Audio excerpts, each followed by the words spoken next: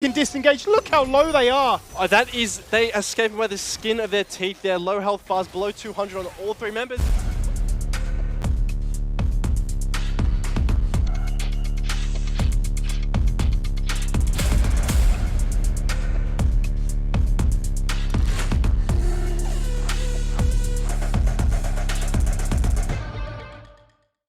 Welcome back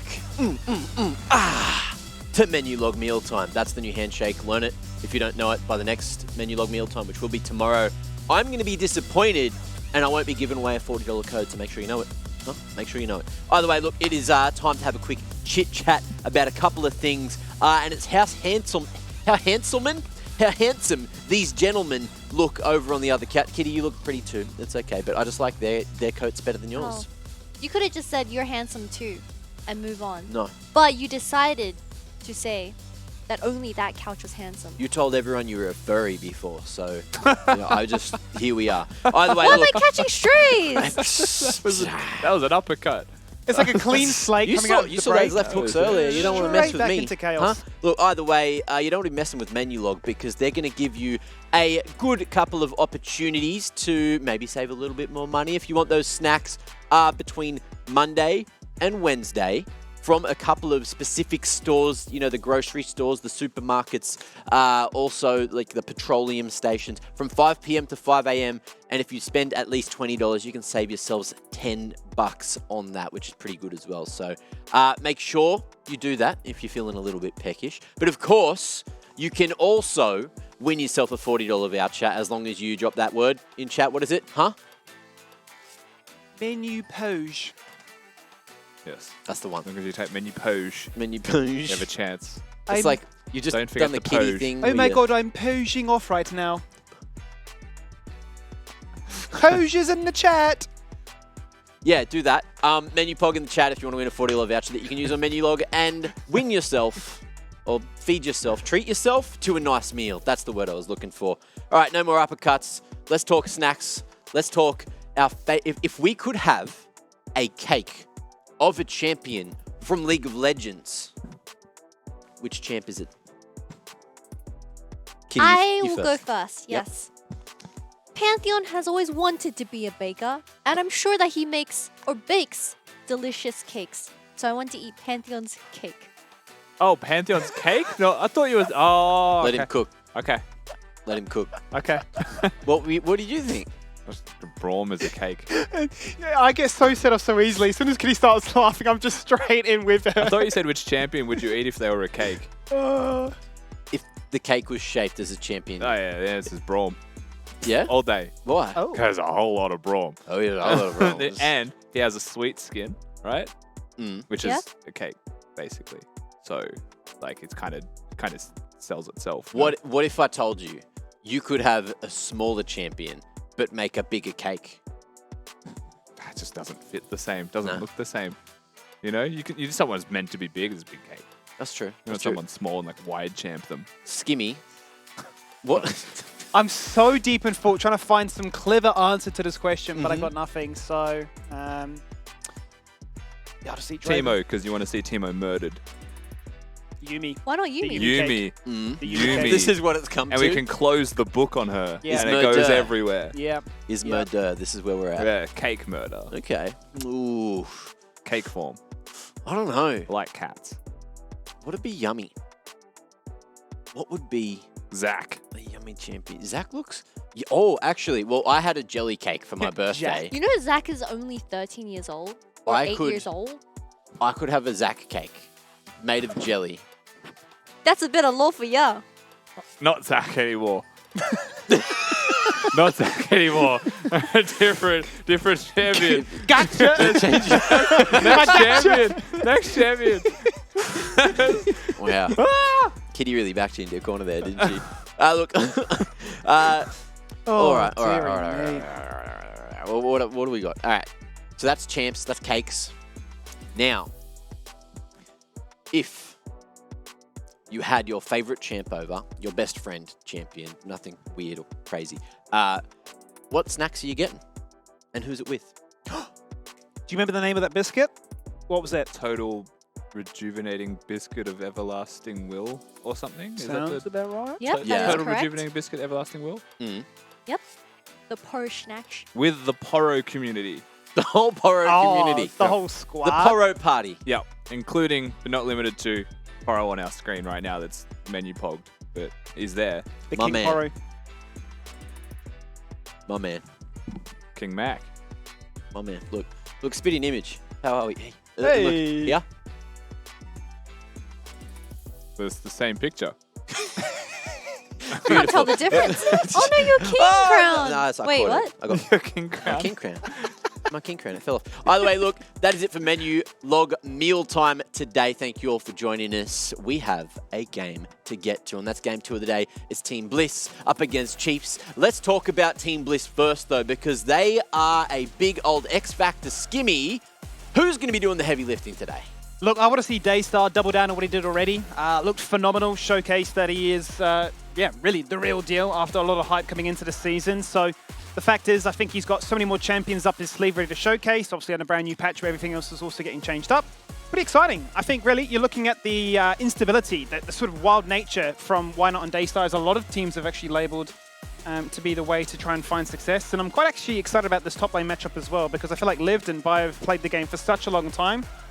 Such a wealth of experience. Yeah. So much flexibility across the board. So I wouldn't be surprised if we saw a game where just flex champions across the board and no one knows until the final pick's locked in. Yeah, I would love to see Why Not with that Rengar in the jungle, but we'll see how Babip deals with that, of course. We've got to talk about the Chiefs as well. Some things going all right for him, and then other times things just going drastically wrong, considering everyone thought that these guys might have been at the top of the table throughout that round robin stage.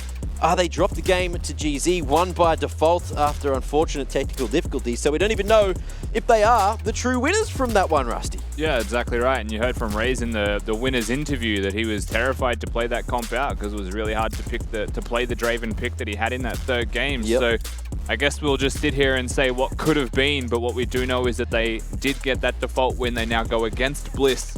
Last time that they faced Bliss, they did beat them. That was 2 of the last defeats that Bliss had suffered, but they're on a 6-map win streak in a row. Chiefs are this interesting case of, I feel like even in their losses, Kisei has been playing well. I feel like even in some of their losses, Biopanther's still been teleporting and doing the team play decently well. To me, it's a combination of the bottom lane, but I would say namely the support and Babip, and how they're interacting with the map where they're getting really punished. Yeah, exactly. And I wanted to bounce off this point where back in 2022, we used to see Aladoric always playing alongside Mirror or Arthur, and they would make plays around the map early on in the game. But I guess with the meta shift, they're a little bit out of their comfort, and especially with Babip coming back as a player, I mean, he did take a year off, but we've only been seeing a lot of the Jarv and a lot of the vibe, but we haven't been seeing too much aggression outside of playing bot side, and especially if the bot side play, the execution isn't there, well, that kind of just spirals into something else that Chiefs can't control. And even though Kisei is always that stable person that they can rely on, it's not enough, because even though Biopanther is a really good top laner, with the current meta, it really restricts him with his carry potential until he gets to those teamfight stages. And with all the teamfights being more bot-centric, it really depends on just Raze and Raze alone. I mean, I'm with you, but then you're right. Sorry, Rocking the boat. Hey, look, the beats we have in the background are absolutely banger. And look, I agree with the meta shift. I was talking to you about it in the green room as well, is that we saw Leona picked by Appy, I believe, in game 2. Yep. That means with these engaged sports coming back, I'm thinking Aladoric, especially if Leona's back in the meta. This man makes Thresh. plays happen. Thresh as well. All these hooks, this man just does the work. And then Rakan as well, you mentioned. So there is a world where Chiefs all of a sudden going into this new patch just skyrocket. Yes, we saw Aladoric play his Rakan the other week, but it lost, I believe, and in a pretty devastating way, because this champion has been such a I guess, pocket pick for him in particular. Like, you think Aladoric, you think Rakan. He played at Worlds. He had one TikTok that made him famous on TikTok when he did pull off a nasty dive on C9, I believe. It was C9 Sven in particular, where he got bombed. But coming into this year, like, it goes back to that synergy with the jungler. We don't see too much activeness in the early game, and especially Kisei. If he's not on the Akali, he's usually on something like the Kassadin, where it's scaling. So they want to diffuse as much, I guess, action as they can, which is really outside of Aladoric's, I guess, way of playing. Is Silas still chilling in the meta right now? Because I feel like we haven't seen Kisei on that Silas for a while. You know, he was really good at it before. I think it's still for sure playable. I mean, it's even still technically flexible with jungle, so like there's some options there for it. I think because Chiefs rely on Kisei on carrying so much, Silas is always a good mid-game skirmish champion where it provides a lot of utility depending on the enemy team champions. Like Sejuani buy really good ultimates, but you can't ever put Kisei on something like the Silas just in case Raze isn't at his peak form. I mean, Biopanther, Babip, Alaric, they're all depending on some hyper carry to get them through the team fights. Kisei is already on a utility, then it's all up to Raze, and then that's just adding extra pressure onto someone like Raze. But I'm not doubting him at all. I'm sure we all know his peak form and that how he is able to carry team fights. It's just, especially with the loss or bouncing back from a loss up against GZ, it might be looking a little bit tough. Okay, well, someone that is tough in the Rift in real life as well. His name is Why Note, and we've got him here for an interview. Why not? Look, how you feeling going into this one? And do you think you got this dub today over the Chiefs?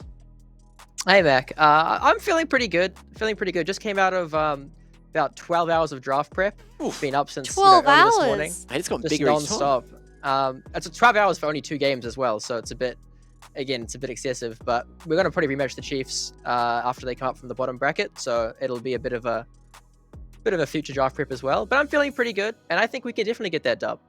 Yeah, hoping for a quick 2-0 once again for the side of Team Bliss. But 12 hours of prep. I mean, we are going into a new patch where it will be patch 13.4. And being a jungle for yourself, we do believe that there have been some changes around the camp. So what is your take on this? On the jungle changes, I mean, I think there's also further jungle changes that are supposed to be scheduled for 12.5. However, there was a bit of a nerf, I think, to kill experience in 12.4, which impacts a lot of these early game junglers that kind of rely on just spam ganking.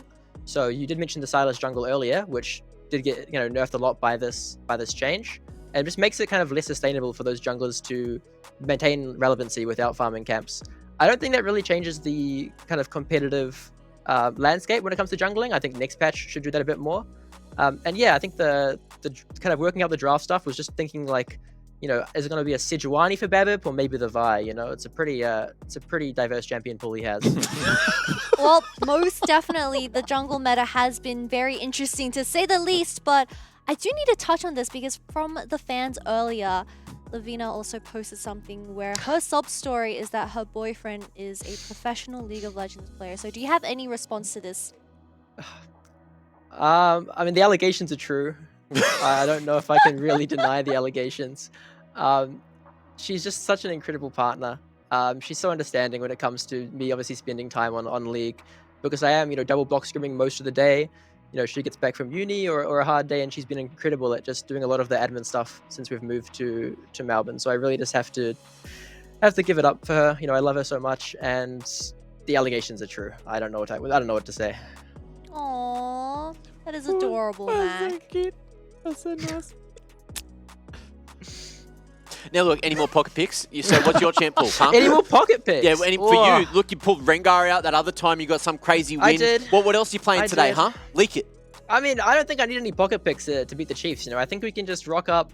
I think we can play solid, play standard, play our style.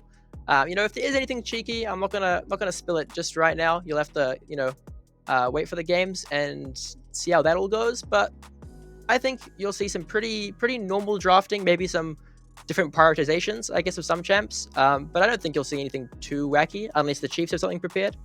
Okay, well, we'll see if Bliss managed to win this battle for Brizzy. So it seems. Mate, look, we'll let you go get ready. Do another hour or so, maybe 10 minutes of draft. Why not 10 on the Bliss shop again? Why not 10? We do have the jerseys coming out soon. Yep. Dude, they look really good. And these hoodies as well, super clean. Cut it. Anyway. Cut the interview. Cut the interview, no more promotion. Cut the interview. See ya.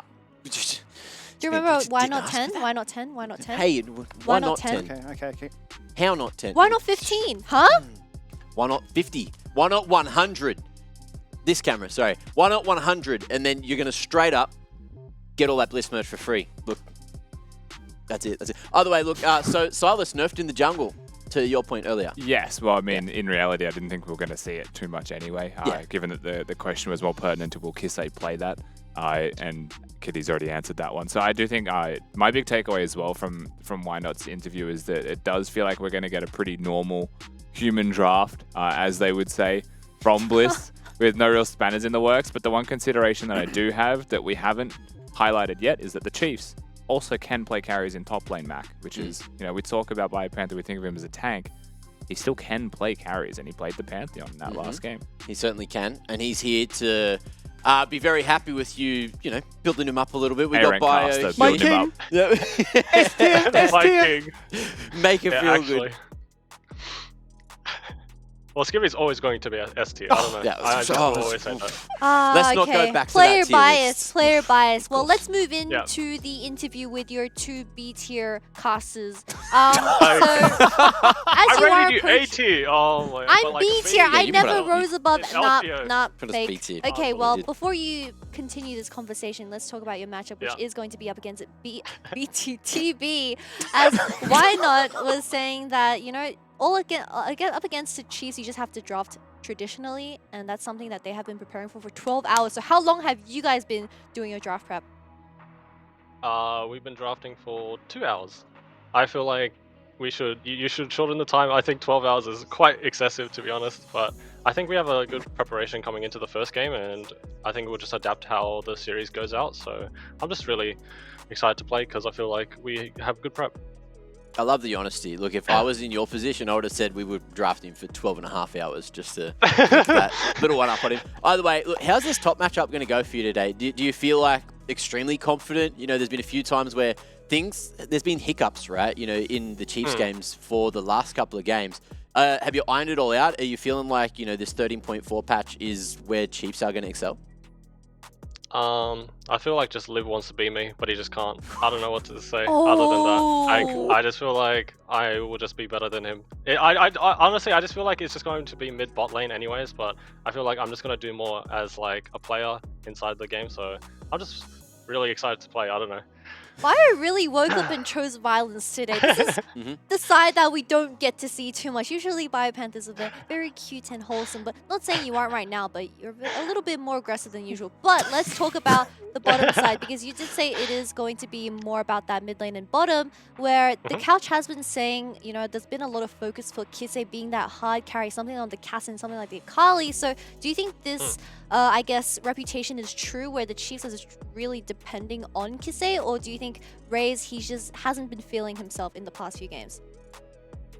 I feel like we just had a shaky start early, and we didn't meet our own expectations, especially bot lane. So I feel like coming into playoffs, I feel like they've just improved so much. So I'm really excited for them to show up, because I feel like it's Raze Aladoric, these guys are really good. So I just really want them to perform today, and I think I've always had trust in Kise. So for me, I just give him all the draft resources. I know he's going to carry, and I just facilitate him. So I just trust him so much to do what he needs to do.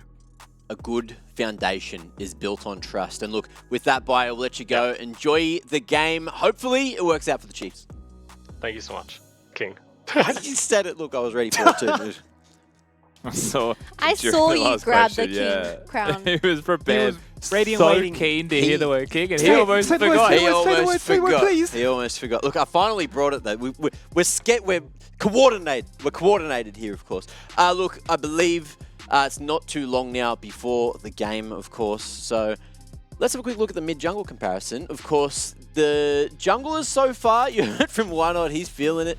Babip, in terms of the stats, is looking pretty good in terms of the first blood, getting those first bloods, but the rest of the stats kind of going Why Not's favour. Yeah, no, for sure. I think Why Not's been a lot more aggressive in the early game. He's certainly lended that way, right, with champions like the Elise as well as the Rengar wanting to try and get on the board quite early. Yeah. Obviously, you can see it represented in the kill participation as well. I think the curious thing is you're not seeing any first bloods found in the mid lane, but they are the big driving force behind their team fight success, right? 700 damage between the two of them. They definitely do have that sort of team fight 1v9 performance. Obviously, averaging a higher CS per minute as well is going to obviously fuel the fire to get those massive item advantages as well. But I'm really excited. I mean, you mentioned in the last series, you're thinking, where does this red side fifth pick go towards? Ultimately, it was a bit of a here's a last pick Gragas, cool. But I feel like in this one, it should really be a mid lane, because I feel like either can get the better end of the stick. Yeah, most definitely. And I think Kassadin is going to be something that will be considered to be banned off, as a lot of these mid lane champions do get countered. But my point is that Why Not has always been the lifeline of the entirety of Bliss. I think although Limas and Benvi has improved a lot, they still really depend on Why Not getting them back up from their feet, because once he picks something like the Elise, I mean, even Sejuani, it's not just through ganks, it's from solo killing the enemy in their own jungle. It's just how proactive Why Not decides to be in that first 15 minutes that allows Team Bliss to really bloom as a team. But on the other side, Chiefs, I mean, we always see Babib hard focusing towards that bottom side, where Kisei is always going to be that stable person who doesn't get caught, which is a lot of discipline for Kisei. Back, if we throw it back like a year, Kisei was the one that was always in your face, constantly dying, constantly limit testing. But this year, it's a big change. Yeah, a little bit more safe. Now, look, we got side select ready. Let's see who's going where, who's picking what. We got Bliss choosing to go red. So saving that counter pick maybe for Daystar, maybe for somewhere else. Yeah, I mean, you look at both of these teams and red side's probably going to be a priority between them just because they have mid laners of such a high caliber that they can flex pick early with things like the Gragas for sure, but they also have the options of, you know, the unexpected picks, the Kassadins, the Aurelias for both teams. Do you think Benvi still plays Enchanter? Because I feel like if Eladoric is going to bust out like the likes of Leon and the Fresh, does Benvi just answer back with, you know, an Enchanter again? Obviously, we know he can play the Bard. When I think of Benvi, I do really tend to think of Enchanters, man. I know he's got like the Fresh and Nautilus kind of like muddied in there, but for the most part, it feels like, you know... play Jarvan. I feel like he hasn't sort of been here during the sort of engage heavy support meta. He kind of came into the LCO once it started to shift towards Enchanters. Yeah, I guess. Look, either way, Def fan vote time. You guys get those Twitch points in. Let us know where to put them. Where is it again? Huh? I don't know. Do you know, Kitty? Yeah, I've trained him so well. Great. Great to have you here. Just in case, you know, I Rusty's forget in my doing it old age. automatically now. You no longer need to tell Rusty to point. He does it himself. You've conditioned the little puppy. All the Twitch points as well. Every single one. This game is the game you put them on. Why are we growling? Prediction time. Let's have a look. Okay, finally, we're splitting up a little bit. Diversity. Diversity. We love diversity. Someone can be right. And look, Kitty, 2-0. I'm 2-1 for Bliss. I'm giving Chiefs, you know, at least one game. Arguably, kind of. Oh, wait. Hang on. You're the only Chiefs goer. I'm the only shield up. I once again want to say that I did these first, and I'm shocked at how many Bliss votes there are here. Hey, I put Bliss at the top of my power rankings. You are legally obligated. Yep. Because of your power rankings. So this is a really tough one for me, Max, because you've got Why Not, you've got Raze, both two Kiwis. I veered away from my Kiwi meta predictions. Rusty has roasted me on Twitter for that you one. had a Kiwi in the Direwolves? We forget about that. So we a Kiwi. No, we forget about that for a second. Discarded Kiwi. So Raze versus Why Not, that was a tough call, but then it's Biopanther. I mean, it's Biopanther, so I mean... Well, it's always a tough call to cut off edge. Skimmy mid-sentence, but Champ Select's ready for the second game of the night. Can't cut him off now, continue. So anyway, yeah, it was a 2-for-1, and it didn't do that. You know, the Chiefs just a little bit too good, mate. Marvel, the Avengers, they're going to come back That's the and thing. I know try and Kitty win. didn't get a chance to talk about it, but like, I'm surprised Max and Kitty also were going for Bliss, and I feel like, you know, we don't know where the Chiefs are at, and that's the main point that I'm sure does exist in everyone's minds rent-free right now, is that Chiefs have not been consistently good. They have sometimes shown against even teams like Ground Zero, who are our first team eliminated from the LCO, they drop games, potentially a whole series, in a best of 3 to them, and that's not a type of team that you feel confident in a 3-game series backing. It is a very scary prospect, given how that series certainly could have gone against them. They could have been in a lower bracket, but I guess silver lining for them is that they do find themselves up in this position in that Battle of Brisbane, taking on the newcomers in Bliss, who have certainly impressed as the season has gone on. A chance to showcase what they can do as Chiefs will open up with the blind pick into Gragas, obviously the champion of the time right now. Response is an instant Draven lock-in with the Elise to complement it. The Draven Elise going to be up and available. Bliss have already shown as well they're capable of picking things like the Rengar into the Elise, but they, before that, showed just how good Why Not was at being creative, being aggressive, and getting those ganks off. Yeah. And now it is the Chiefs' turn to respond to a Draven Elise, which puts a clear target on the bot lane's head on what they want to play. And Why Not mentioning, you know, not phased about Babbitt whatsoever. Remove the Sejuani invite. Yep. What's he going to play? Well, those have been removed off the table, right? Instant. It is a case of Zyra Khan. Maybe going back to a meta of old where Raze is ever so comfortable when he's champion, and Eladora gets to showcase why he is, you know, that international stardom. And I would love to see at this point 2 things. One is that the Gragas actually goes jungle and we get Kisei playing Yone or Yasuo. You know, something aggressive perhaps could be really cool. Option 2 is that just Biopanther plays that Gragas, because I think right now we're looking at a composition that really needs another carry in it. Oh, for sure. And that, to me, is going to have to be Kisei, right? Like, I know Biopanther can absolutely play that Pantheon, play those carries and get into fights, but I would really like to see Kisei on something that he gets to choose how to play the game out with. It would feel a little bit sad, and that's how high up we put Kisei on a pedestal, right? Would feel a little bit sad to see him relegated to the Gragas duties, if you will.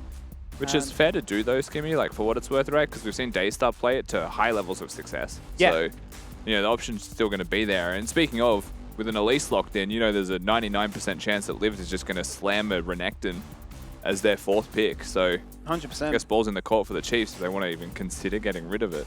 What is still considering of top lane champions, right? Sion as well as the Yasuo have now been taken away, right? So any kind of hard engage from the top lane or that carry potential as you highlight in the mid lane. Response from the Chiefs so far has been to take away the Talia. Curious to see if they decide to remove something like the Yone as well instead of going for the Cassante. Yeah, Cassante going to be taken off. Again, is a physical damage tank in top lane. Very few of those around, so if Liv is going to play a tank at this point, he's looking at Ornn. And Jace still up and available, so very much worth considering. When you've got a magic damage jungler like Elise, especially as a sole magic damage source, Elise is perfectly fine. So they get I would say, a very high priority in a Jace, and they've also got the Thresh to keep the Draven alive, so they've got tools to navigate teamfights already. Bliss have a pick composition that are looking to poke. And so far, they've got all of the tools to find success with that. If they can deal with what the Chiefs have just locked in, which is more engage, more damage, more assassination. For me, it's just putting so much pressure on Bliss to execute cleanly, right? So if you are going to stick around and try and poke or pick us apart, then you better be certain that that is the target you're after, right? Because otherwise Chiefs can certainly pull off the heist. Go in, go out, get the job done, and remove these very squishy carries from the board very early on. The grand reveal though, and it is an Ornn coming in as the 5th and final pick, so that Jace will not be flexed to the top side. Would have felt a little bit out of place. I feel like Lived wouldn't really be the one to kind of lean towards a Jace. Does very much feel like he's on the likes of the Renekton, as you say, or the Sion and the Ornn in recent games gone by. Yeah. And certainly is going to give them that late game insurance, right? If it does go to distance, they've got the ornaments to look forward to. And they've got a very solid way of engaging now. I mean, it kind of plays into exactly what we were saying during the draft, right? We spoke about a Yasuo composition being available, but the Sion and Cassante were banned. Lived has limited options then suddenly, and because he's not being played towards, it's already a Gragas that he's dealing with, and he knows that. Yeah. Handshake the tanks in top lane. Both top laners just going to ego 1v1 and chip damage away for 30 minutes straight and look for those team fights. Now we have Elise Thresh that can move together through mid and bot. That is probably the most dangerous place to look at if you're against Team Bliss right now, is the Thresh free in lane, is the Elise near my lane. If they're both available to gank, that is insane kill potential with a damage dealing duo of a Jace and a Draven that will exist in the lanes that they will play towards. Where on the Chiefs side, Zarya Rakan's staples for Raze and Eladoric, and I think it's going to be a real statement game from them to see how good they look in the form check coming into this game #1, because they are, to me, like we look at Daystar, we look at Kisei, we call that the X Factor. Why not maybe is the X Factor as well, and probably the identity of Bliss alongside the mid laner. But there is always the Raze Eladoric effect on the Chiefs. Like you could look at Kisei and say he's going to be the centerpiece of this team, but you sleep on their bot lane for 1 second, suddenly it's a 10-0 Zarya. Well, no doubt there's a reason why this team was built around them going into this split, right? They've retained that star-studded bot lane to try and do it again and win themselves another championship title. But it is a big ask coming into this one, as we will kick off another best of 3 in the other group. Another chance to see which team will be moving into the playoffs to get themselves ready for that seeding discussion. Might be straight into a face check here, Skimmy. Keep your eyes peeled on Raze. The timing, he might have just timing gapped them. Ward will be placed in the bush. They don't know Raze was there, but Raze doesn't know Vision was there. They will just back away and nothing will happen. So I'm curious, much to your point when you mentioned about the potential X Factor here for one, I think in a previous game you complimented his ability to have a very interesting turn on how he pathed to create chaos in that game, right? Not going for the typical camp clears, and sort of how he weaved his way in cross-map for counter jungling as well. Yep. Whether or not he can look to try and unleash that in this initial game here as well. Oh man, he's going to make his top lane a leash, Skimmy. Hey. From the fans, definitely had a point to prove. Liv going to get a level 2 gank, according to Kitty. This is anything to go by. And I mean, that's the thing, right? You bring this up, Skimmy. Creative pathing. maybe hard to predict. Yeah. Maybe you don't know where he's going to go. Maybe he does gank top just to get some money for himself, right? Like anything is possible, and that's the thing that if you're the Chiefs, you do have to consider. And I think Kisei was playing really, really well in his games, right? But he was targeted. Hold that point for 2 seconds. That's the max range in a death sentence. That does force Aladoric to jump in onto Limes to limit the amount of damage that he can do onto Raze. Oh.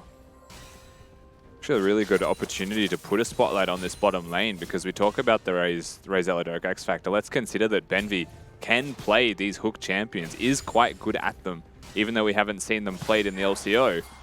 And, well, as they're going to fight again, Limas is a Draven player. This is his identity as an AD carry. But I'm really curious to flip the coin, right? Because we know how good Raze is on the Draven too. So how does he weather the storm and almost welcome that attention to say you think you're the better Draven in this 1v1? This hook hits as kill threat, but it's going to go just wide. Aims for the Duke because level 2 was there on one more minion. Does mean that Raze Aladoric will be fine down there in that lane now. So while it looks like it's 2 to 10 in CS, they'll be okay. Mid lane quick check-in as well. Babip actually is already bottom. It should be a Jace favored lane. You can actually, in hammer form, use your abilities on minions next to the Shroud anyway. If Kisei wants to get aggressive, you should be able to always have push early. Yeah. You're just a powerhouse in lane as a ranged champion, and Kisei just has energy issues as an Akali, so he needs to persevere. Look for level 6. Maybe look for a jungle gank as bottom. Completely out of vision, isn't it? So Babip rocks up to the scene and they say, what on earth is this? And he tries to hook his way to safety, but it's not to be. Babip gets the first blood, and in comes Why Not Flash Cocoon. He's found his target. Can they get a kill? The coin goes out the flash afterwards, and that is to be denied. Now a beautiful rappel as Aladoric nearly found themselves that second. And predictable movement here from Limes. Yeah. Even if he is catching the axes, it is enough to get a third. Yeah, Limes with a couple of really unfortunate timings there on the axes going backwards, so needs to disengage from dealing DPS. Chooses to prioritize keeping those axes in hand. Does mean that he'll have a decent chunk of HP still in the lane, but when all's said and done, Chiefs really happy with the outcome of that one. Babip gets in, gets the ganks, 3 camps, and pulls an Elise. He does. On an Elise. Sneaks his way in. It was beautiful. Let's see if the repeat happens in the bot lane. Obviously, we can see now that the Tribush is fully watered. This should not be on. 2 flashes available. The flash, nice but it still hits. The 2-man flay, and Raze is in trouble. He turns back, but he doesn't die. Eventually he does, but he'll trade. No, he doesn't. The turret is there to deny Limes. That's a beautiful execute. That's a phenomenal play. I was shocked that it was an execute, to say the least. The dematerialize are going to be used by Team Bliss bottom as well to push and crash this wave in. And while it is 21 to 17 in kills, there was an extra 218 gold that Limas was able to recruit as a result of flashing forwards to secure that one. And Bliss suddenly with a whole lot of money in the hands of their AD carry. Here I was thinking there was no way that gank worked out, but a phenomenal hook from Benvi to make sure, no, we will get this gank off. We will deny so much in this bot lane.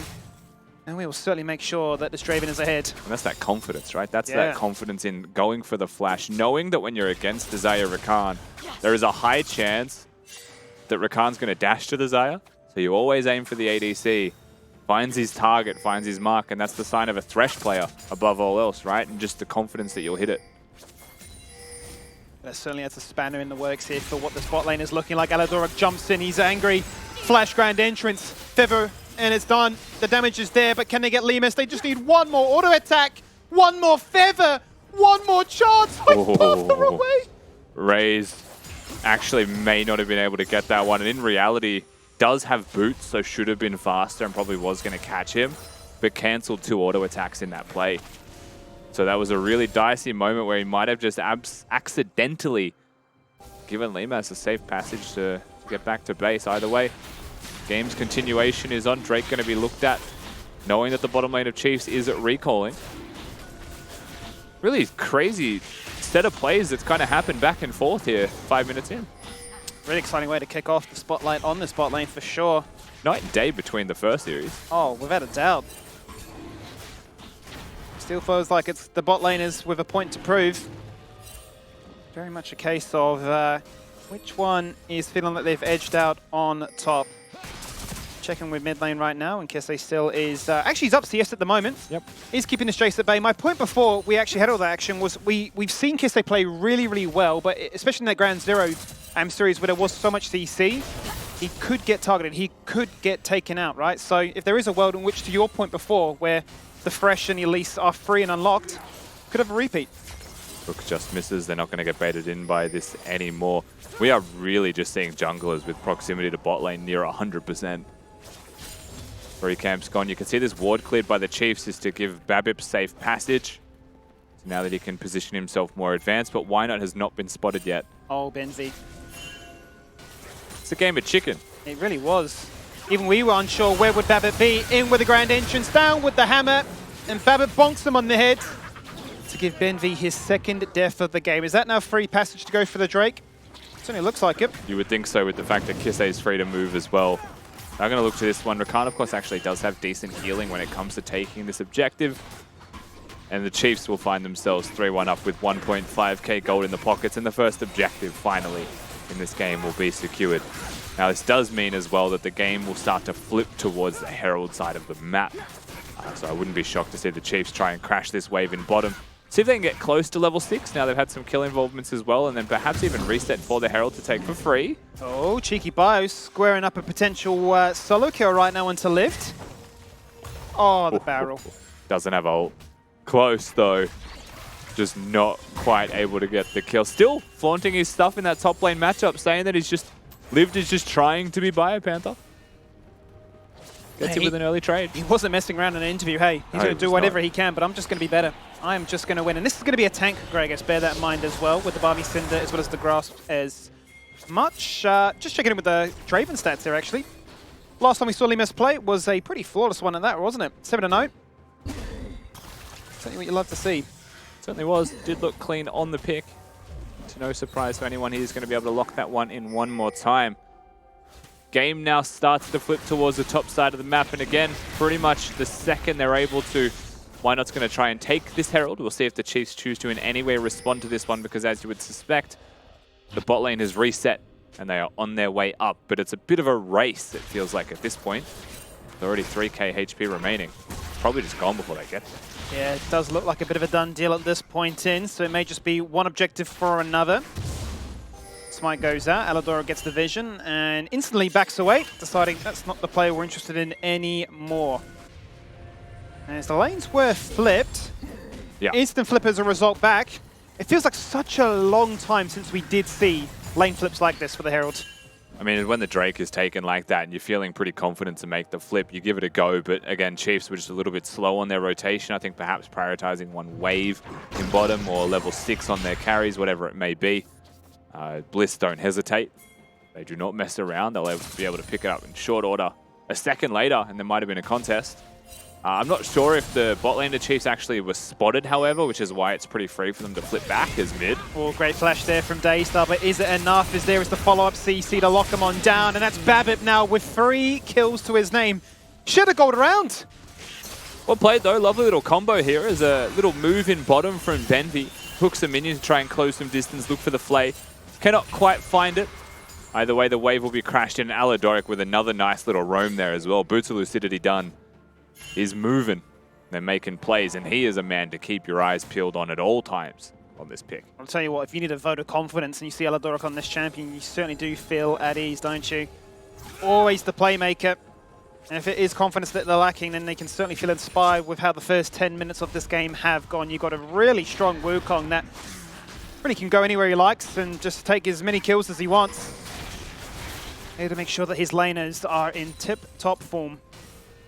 Bit of a deviation here as well, Skimmy, on the standard Jace builds that we've been seeing running around. Not just pure lethality, it's a Iron Spike Whip as the first item, which to me lends a little bit more towards perhaps the Bruiser ideation for the Jace. And not something that I'm ultimately too familiar with, but certainly something that would have to exist. Bliss are obviously a research team. They're going to spend 12 hours doing draft prep. I'm sure they know the latest and greatest Jace builds. Really was hoping that Bio would say, yeah, 24 hours. Just double down. 12 hours and 5 minutes. Just trying to ego them. But also 2 culls on the side of Bliss, so they are trying to just happily scale into this one. You mentioned this way earlier, but their comp scales pretty nicely with that ore. No mana on Limas, so this is kind of done.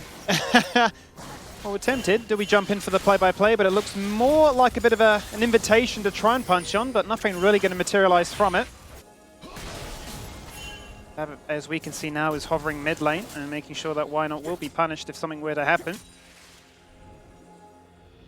I will say as well, just quickly towards this Jace build, a couple of things that do stand out is that Iron Spike Whip complements the Conqueror build.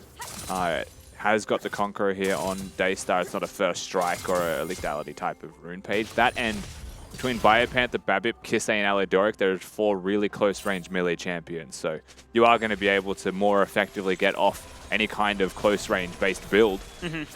So it could actually be a Hammer Form Jace opposed to something else like the lethality. And at that point, really is going to be a colliding of 2 mountains, looking to try and do as much damage as they can in those close quarters. Here's the potential wraparound. The 3 men that I was concerned about here for Kisei with the amount of CC they would have. Not going to mean a kill was going to happen, but it is going to be a case of punishing the fact that he has to go back to base. Now, we know that he has the TP to get back here, but during that, Daystar's going to get a wealth of gold from these plates. Couple of plates to fall. Like you mentioned, Drake actually going to be up though. So Biopanther walks his way down. Live, no teleport means that the Chiefs can take this for free if they would like. And immediately you would expect Bliss. Yeah, they don't really want to put too much emphasis towards it. You can see they're going to let the bot wave push in. Mid wave's already pushed in and Daystar's recalling. What they don't know is that Biopanther walked from mid straight back to top lane, so he's going to be spotted now, and this is where it becomes an interesting dance, Skimmy.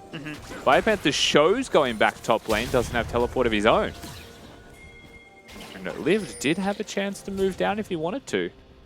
Yeah, right now, hovering outside of vision, I can only assume to give off the threat that, hey, he is missing. Maybe an assault made by a Team Bliss to go for this dragon. Yeah, fighting with Fog of War. Bliss are actually going to go for this one, or at least start it off. Throw a W in there to see if it's being snuck perhaps by someone that jumped over the wall. As they don't have the vision, Chiefs will find their opportunity now. Remember, they do have a 3-0 Wukong with a Divine Sunderer completed, compared to the Elise, who has Boots of Wizardry. Yeah, just sitting on components at this point, right? So certainly going to be weaker if it were to go down to a bit of a fight afterwards. Does not really seem to face Chiefs, though, with it. That's their second Drake of the game found. We've got a Hextech Soul to play for. I feel like it's probably going to be the next one that Team Bliss do consider contesting. Culls are going to be completed, tiers are going to be stacked, items should be done for Bliss across the board, and that includes Limas working towards the second one you would be hoping. So that's most likely the point that they would consider contesting that one. But the question comes up first and foremost. The Rift Herald is going to be up in 20 seconds. They feel confident yet for that one? Because it's a little bit soon. Chiefs are going to recall for it, no doubt. They've just crashed that bottom wave in. A teleport's been forced by Liv. So again, I think they're just playing on Drake timers. They're just going to concede Herald this time. Yeah, especially now that Kraken Slayer's being picked up by Raze. One thing I will say is actually really nice in this game is the amount of flanking potential from your Akali, from your Wukong, Rakan, Thresh, and so on. Is these Hex Gates going to set up so many great possibilities to try and disrupt the flow of things. So I'm really excited to see how both teams can look to try and utilize that. Kisei has just used that perfect execution, has just ulted near the middle lane. Benvi, of course, was nearby. Curious timing from the mid laner of the Chiefs to go for that play, given that you would assume reinforcements are here. There is the flay. Oh, he's missed the death sentence afterwards. The Herald has been taken. In they jump. Call of the Forge God. Land down the barrel. Knock up 3. And will Team Bliss win this fight? Or are they on a straight disengage way? I don't think either side really found the mark they were after. Both going to be quite content of just this one fizzling on out. But Team Bliss with first move will walk straight towards this mid turret. Put a bit more damage towards it before it falls on down. Biopanther, no ultimate. The Wukong does have his. At the very least, the Cyclone would be there, but Babib not going to really try and find an entry to a team fight with half HP. So they probably will just let it dissipate. The second the Rakan can't find this crazy engage angle, it kind of simmers. Same thing with the Thresh Hook.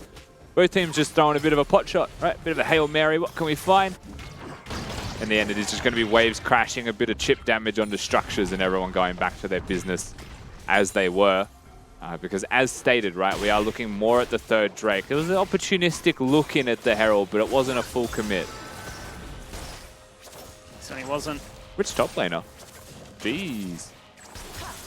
Look at Liv. Is definitely cashing in on some cryptocurrency at this point, I'll tell you that much. That's an all living in paradise. Cull complete. You did mention that 2 champs had the Cull, both complete now. No wonder they are neck and neck in terms of how much wealth they've accrued so far. Nice sidestep once again on the death sentence. Benvi with the instant fly away, but nothing really looked like it was going to be happening. More so Chiefs just looking to try and zone them away to make sure that this Herald will do a significant chunk to this tier 1. Because they're really putting his face in it, isn't he? And why not about to potentially face check, but gets the Lantern for safe passage. Herald charge, they should know the Chiefs are there. You can see again the W's thrown, the hook's thrown, just to be sure that they're able to step up to this turret and try and clear the wave, try and clear the Herald before a second charge can come across. But at the same time, like you're seeing right now, they clear mid, they chunk top out, they're controlling the state of this game, they're controlling the map overall really well. The Chiefs are the ones being proactive, and Team Bliss are the ones just hanging on. They certainly are. Really aggressive posturing here as Kiste says it's time to strike. Jumps in with a rocket bell. Aladoric says you can flash out of this one, but can you evade us in a 1v3? The answer is yes. The answer is yes. Babip once again doesn't use his ultimate mid. Raze going for the Feather Storm. Not the right positioning to try and rip those feathers back. May have been able to sneak a cheeky kill onto Benvi, but is most certainly happy to keep himself alive. Yeah, no Gale Force this time around from the Zarya build on Raze. It is going to be the Kraken Slayer, so looking for a little bit more DPS on those frontline members, and there's plenty of choices to hit. But it does mean that you're not going to have Gale Force for things like the Ornn ult, for the Elise Cocoon, for the Thresh Hook. So they're going to be much more skill dependent. Also does not have a cleanse for any of those things. So is super cooldown reliant. Whispering at Aladoric's ear, can we get a cheeky Mikhail's rush anytime soon? This is a Mikhail's angle, my support. Actually, I need to get myself Shurelia's first. I will run it down if you do not Mikhail's me.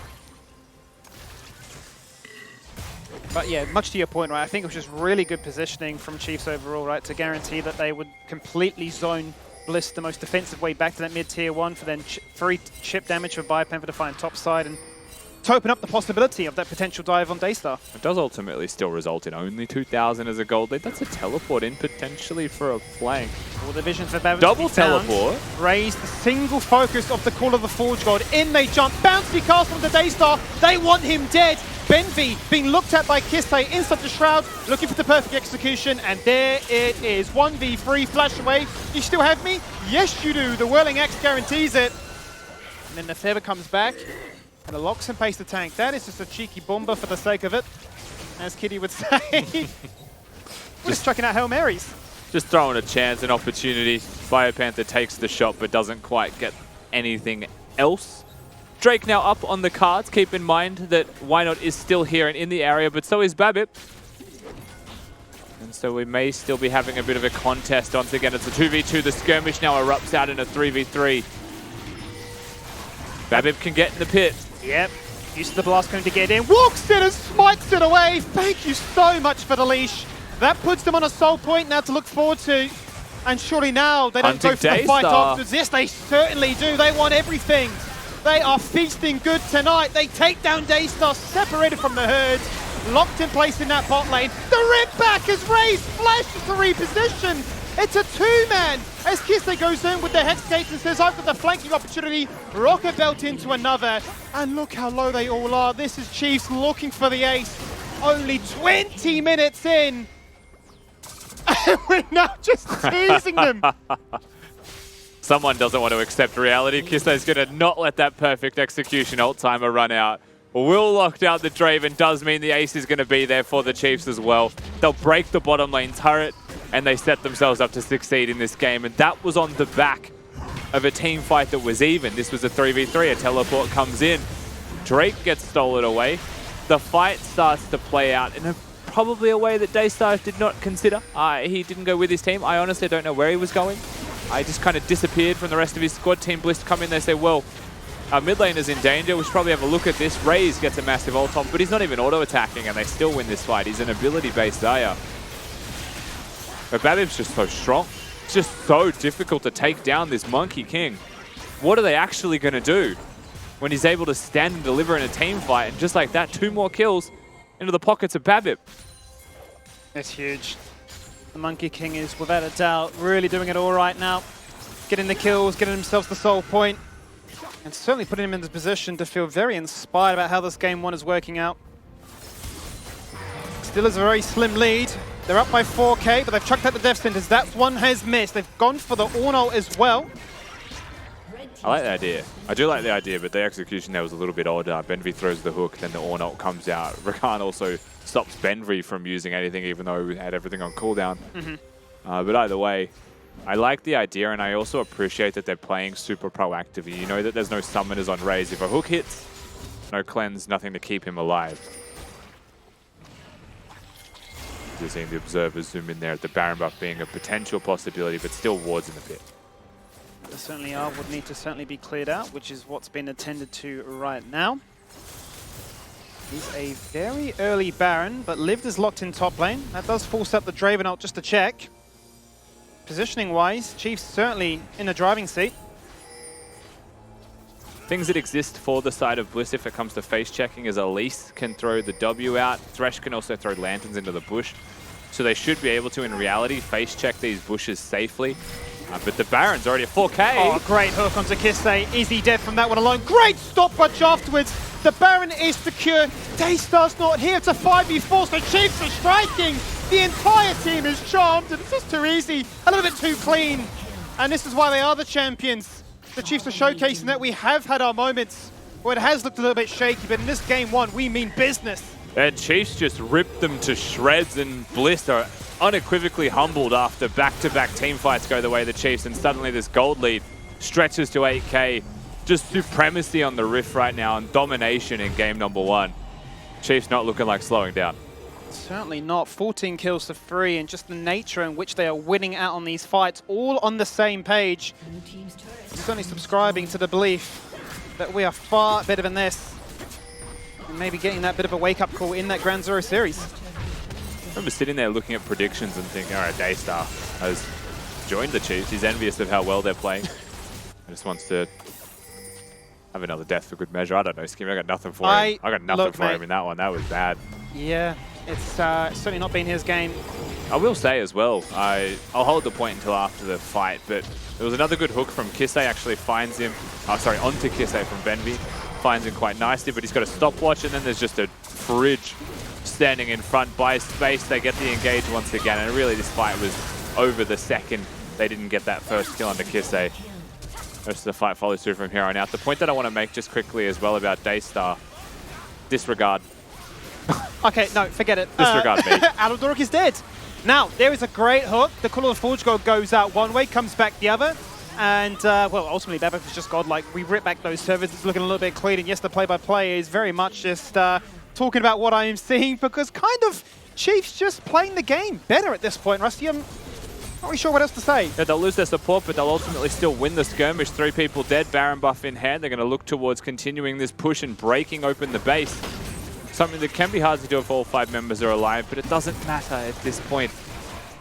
They'll kill 2 birds with 1 stone here, and they're also going to threaten in mid lane, pushing the waves in as well. Don't tell me they get the X factor of an inhibitor, soul point acquired, as well as a cheeky solo kill in the mid lane. That would be too much for me to handle. Inhibitor down, 10k gold lead to boot, and a Hextech soul that you just absolutely love to see. And a replay now, which showcases, yeah, how did Aludoric get caught here? Just face check? Yeah, just straight into a hook. Very difficult to get out from that one when they've got the CC locked down. It looks like it was a really nice stand aside from Lemus. Another hook follows through, but at the end of the day, right, Babip, you can slow him down, but you're not going to stop him. Wukong will be relentless the rest of the team fight.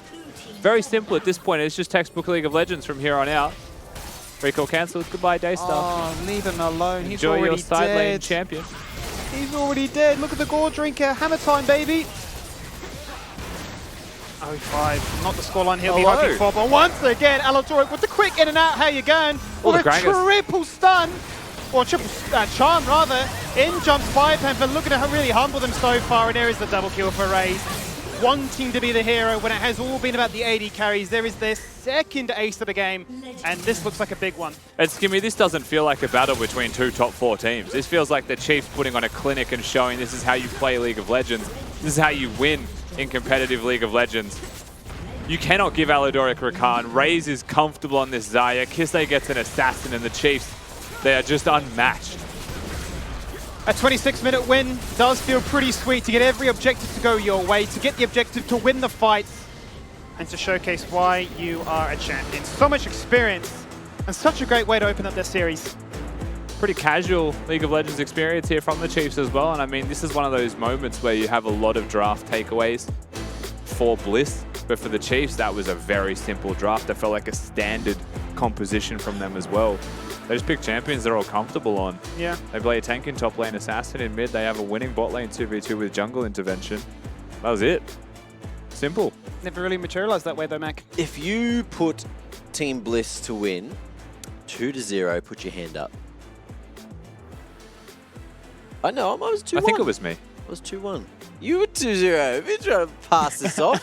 Hey, both of you two. All right, you're out of the contention. I haven't been in it today, mate. I haven't been in it today. Go on.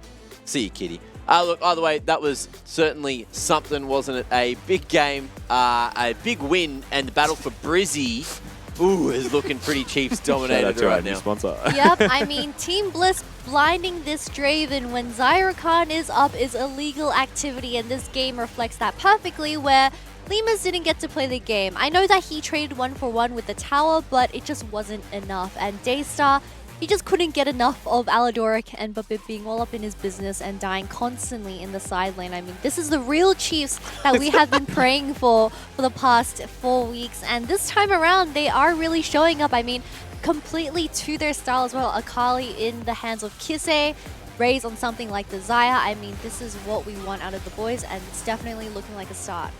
And it looks a lot more like what you were mentioning. Sorry, Mag. Just when you mentioned about the link-up between Aladoric and Arthur Evolved, it felt very much akin in this game. Yeah, most definitely. We saw a lot of plays from Aladoric. I mean, him on Rakan, he's an absolute monster. He landed a 3-man knock-up here with that ultimate as well. Bomber coming in. I'm not going to stop about this Bomber, by the way. As long as Gragas is meta, I will forever reference it as Bomber. But it's just, how do you play the game at this point? You have an Ornn in the top side, but your Draven and Jace are so desperately behind where they aren't able to get out the damage before a hard force from Chiefs, and they spotted this with that winning bot side as well. Dragon Soul in hand.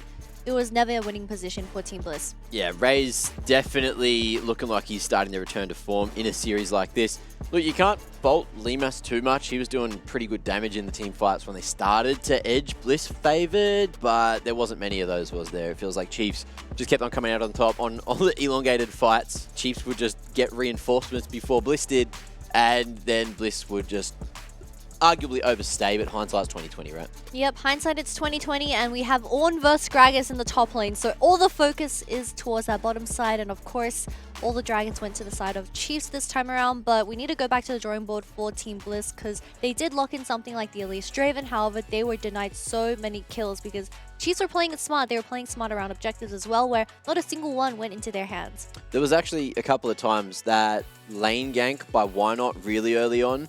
There was a hook that was missed going in through like 4 different members of the Chiefs. And then off the back of that, you also had Why Not who had I think the E missed at like pretty close range too. So like both sort of stuns, both sort of like lock up abilities, unfortunately just missed in situations where it probably should have been a hit one. It looked like it was going to be a good gank until it wasn't. You know, Kisei rotated down real early and just turned it straight on its head. See you later, Benby. See you later, lane. I mean, I think for sure, like, execution obviously wasn't perfect, but at the same time, like, Babip was always there. Yeah. Right? If Why Not went for a play with Benby, there was a Babip just waiting for that play to happen. And I think just both teams recognized that's what the game was about, right? Chiefs more comfortable in their team fighting, just said, we'll get there perfectly fine. Let's just not let the Elise be Elise, right? Which is gank bot lane 17 times in 5 minutes and just tilt my bot lane. Like, he just did his job, which was hover, and he hovered well. Yeah, I do really enjoy this Jarvan pick in Babib's hand in particular, because this is Jarvan being used effectively. Mac is really having a self-realization moment right now. He's stuttering a little bit. Are you okay there, Mac, mate? I'm trying really hard to cry. I can't cry on command, but hopefully your stories from the fans can help me cry. I'm trying to cry with you. I don't know what we're crying about yet. Got the wobbles. But let's have a look. I was wobbling the bottom lip. I was getting a little bit, you know. But here we are. We got DF Retro, Dawn Rose, coming through with my PC dying in November last year, and I haven't played normal League of Legends or a lot of PC games since then.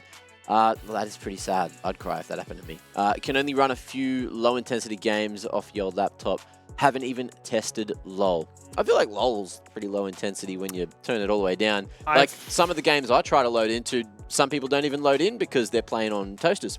I've tried to play TFT on like a 4 gig laptop, like with RAM, like duo core processor. It was horrendous, like 10 FPS. You're thinking TFT's a game where you could probably get away with it, right? Wasn't the case, so I can definitely feel your pain, Dawn Rose. I just can't unsee caps lock writing League of Legends as LOL as just laughter. Like, it does look like haven't even tested and then just loud laughter. You know what I mean? What are you talking about? The last sentence. Haven't even tested LOL. Yeah, true. You know what I mean? Like, I know it's meant to be a sub story, and I feel bad that the PC died. Relatable, like blue screen often at the moment. My PC's on the way out, but I didn't think it was that funny.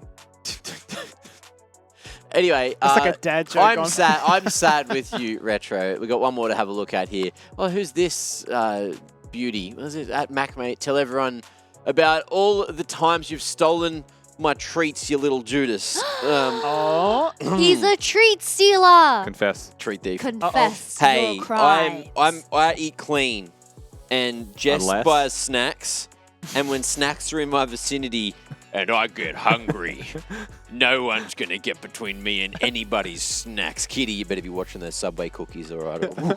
They're gone. They're right in here, in the tum tums. I believe two's already missing, and I haven't been in the green room, guys. He's dangerous. He is Can't dangerous. have snacks near him. Nothing's getting him. Pretend, Snack, mate. wait, Yeah. hold this and pretend it's a snack. Hold this and pretend it's a little snack. Guys, I got my new Dear Iced Coffee from Mr. Menu. See the smooth? See how smooth that was? See how smooth? Huh? Mine. You guys can't do that. You can't throw to break as smooth as this either, huh? Break time, game 2, after this.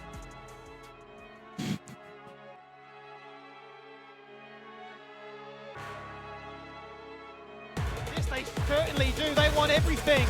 They are feasting good tonight. They take down Daystar, separated from the herd, locked in place in that bot lane. The red back is raised, flashes to reposition. It's a 2-man as Kisse goes in with the head skates and says, I've got the flanking opportunity. Rocket Belt into another. And look how low they all are. This is Chiefs looking for the ace. Only 20 minutes in. And we're now just teasing them. Someone doesn't want to accept reality.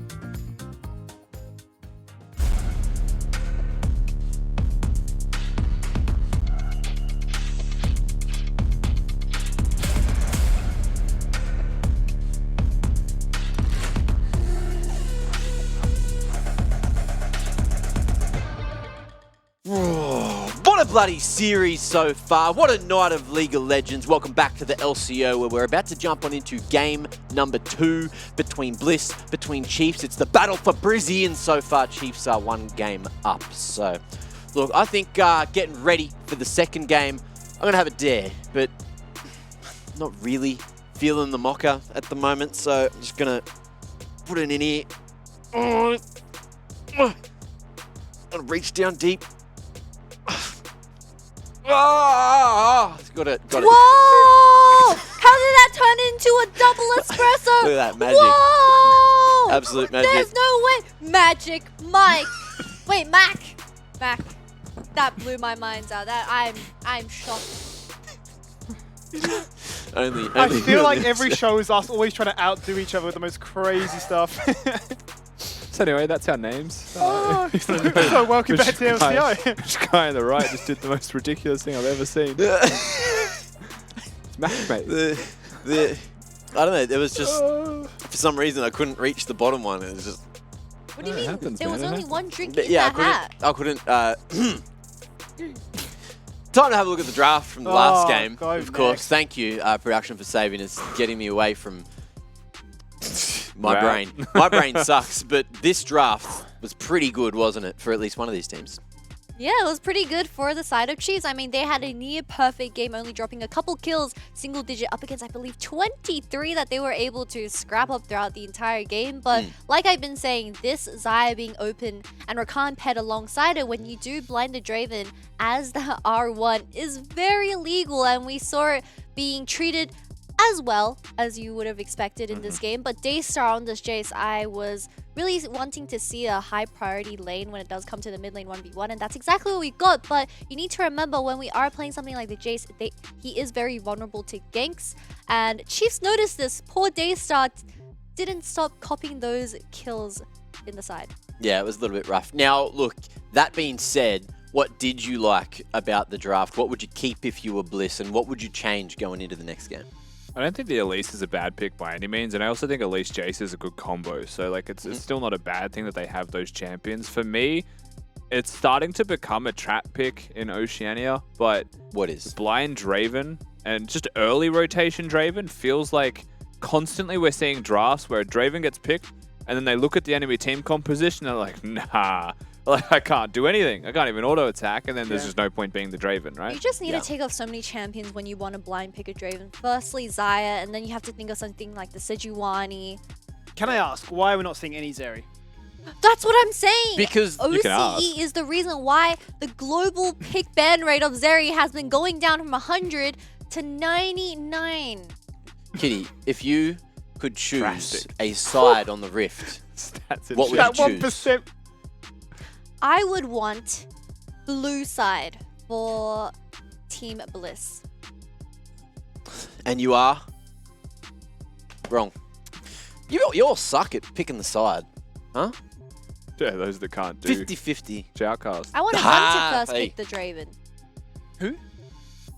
You want them to What? first pick the Draven. Huh? Are you trying to Like, speed run huh? any percent? I'll speed run this series, though. or- Dare fan vote time. Get the switch points in. It's up there. Press the button. Put them all on Chiefs, and you're probably going to make a whole bunch of points. And if you put them on Bliss, and then I'm wrong, then you're going to make a bunch of points as well. So make sure you get points in, or you can lose all your points.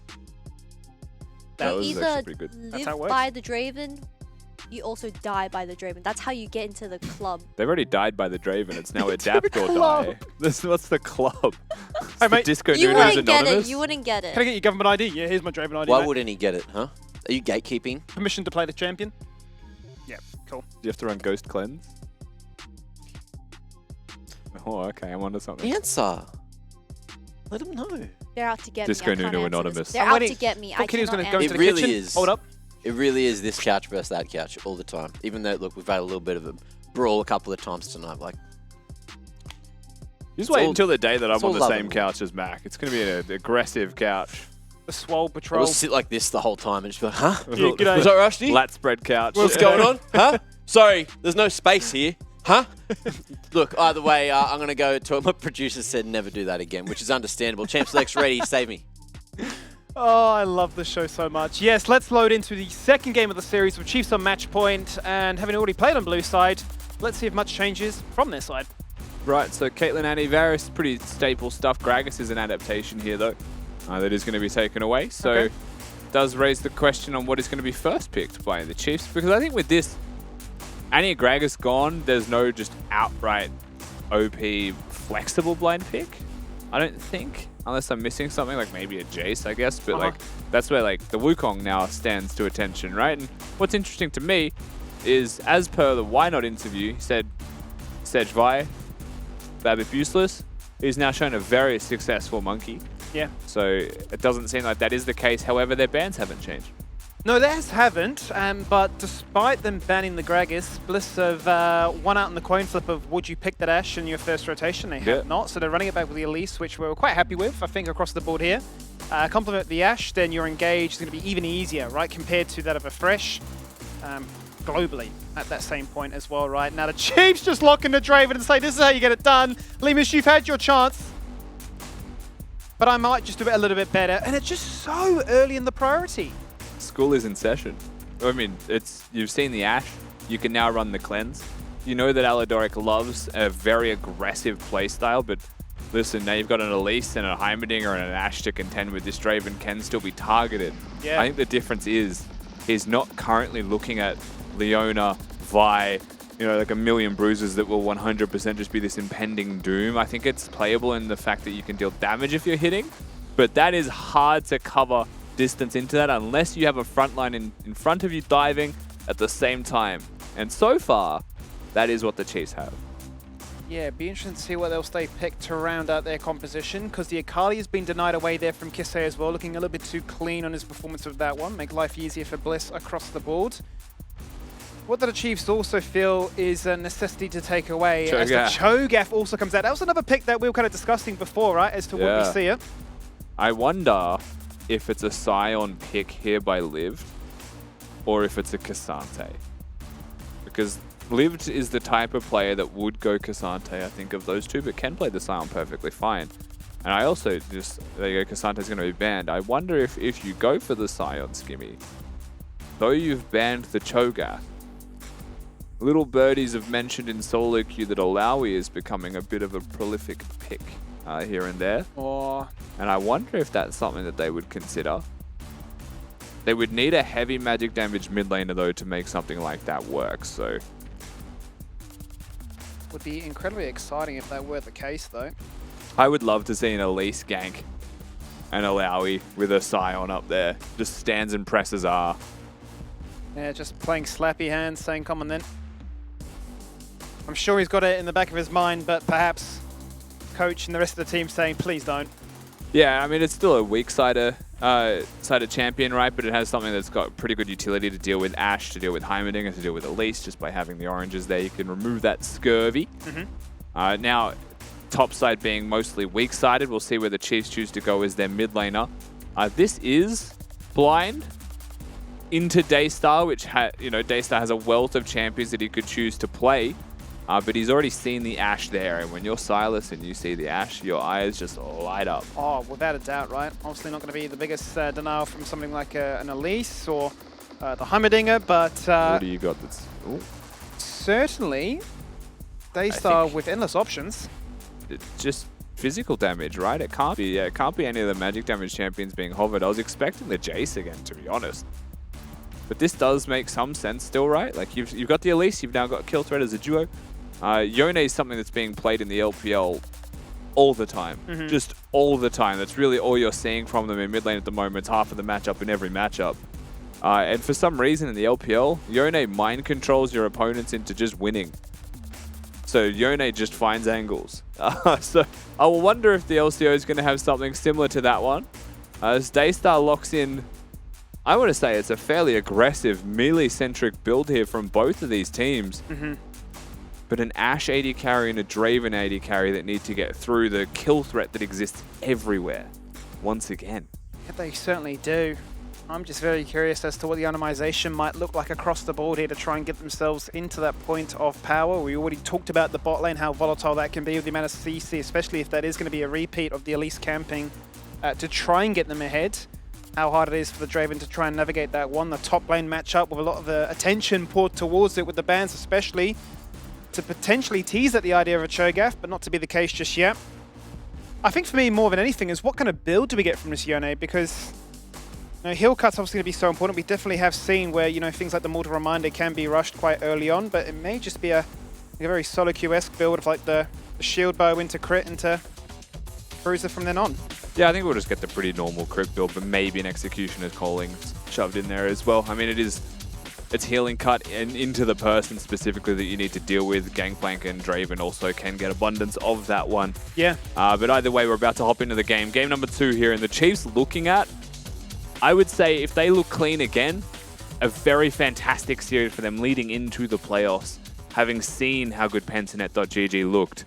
But Team Bliss are the ones that need to bounce back and look better themselves. Would certainly be the perfect way to ramp up your success. Kisei here, he's in the bot lane. Little does he know that is, a Heimerdinger turret, but there's a whole army of members waiting for anybody to step up. But nothing to really take place here is clear level 1 strategies to scout out positions on the map. Yeah, this is like, at this stage, we call this the Kisei special. Just every single time he plays mid lane, he tends to try and go for that sweeper, see if he can find an angle. But this time around, because he is dealing with a Heimerdinger, he doesn't want to face check and give free money to the Heimerdinger at all.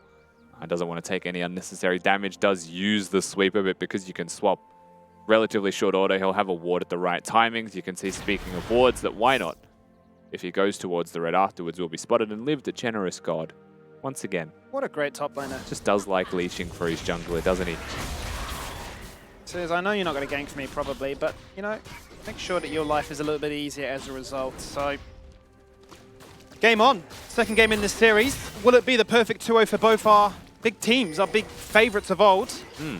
Or will Bliss bounce back and showcase that we can go to a game 3? So, hook on actually bottom. Wow. Oh my god, Benvy's just dead. He's just dead. He is literally just dead. Look how many turrets have gone down, but it doesn't matter. He's just ignored it all.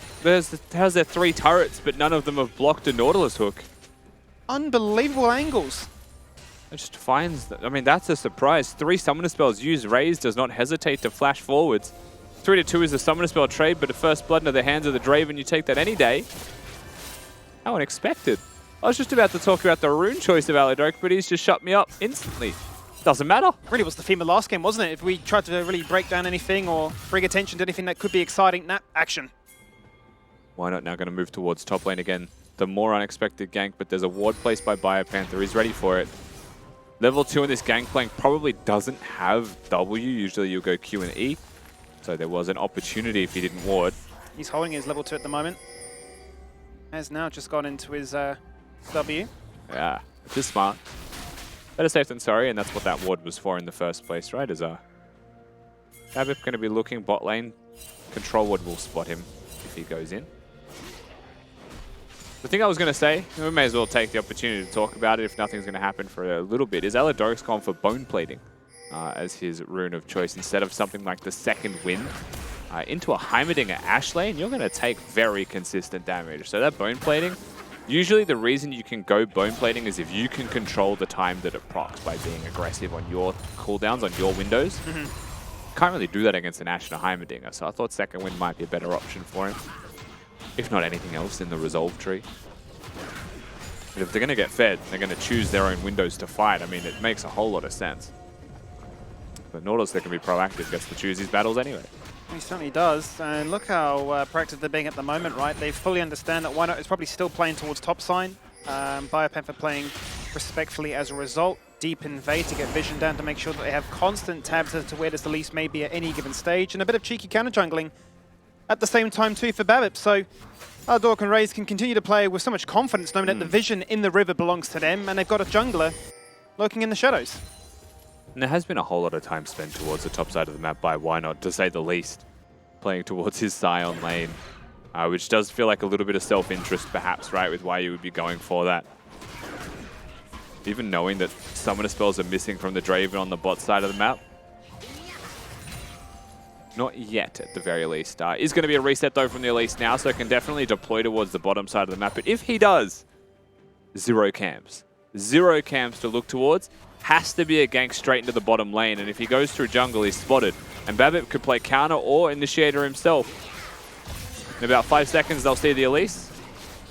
And we'll see what Babip does now in response, because you probably cancel that recall and counter gank. That you certainly do. And Aladorok says it's time to shine, flashes onto Benvi and says, you think you've countered me with the Heimerdinger matchup? Not to be. You've got no flash, but I've got a Hex flash, and that's just a little bit better. And consider why that looks a little bit bad from Benvi, right? And it is a fact that their jungler is coming bottom and he is looking straight for the gank before he looks for camps. You're going to try and health trade a little bit, right? You're going to try and actually set it up, butter up the lane, and then it's very easy to get those kills. But there's a Wukong already there. It's already taken all 3 of your camps. They're way further ahead of you in terms of tempo.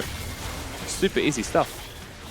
It certainly is. And Bab's a repeat on the cards here for a very strong Babip to continue from where he really left off in game 1. Why not is then forced to go for some counter jungling to try and catch up.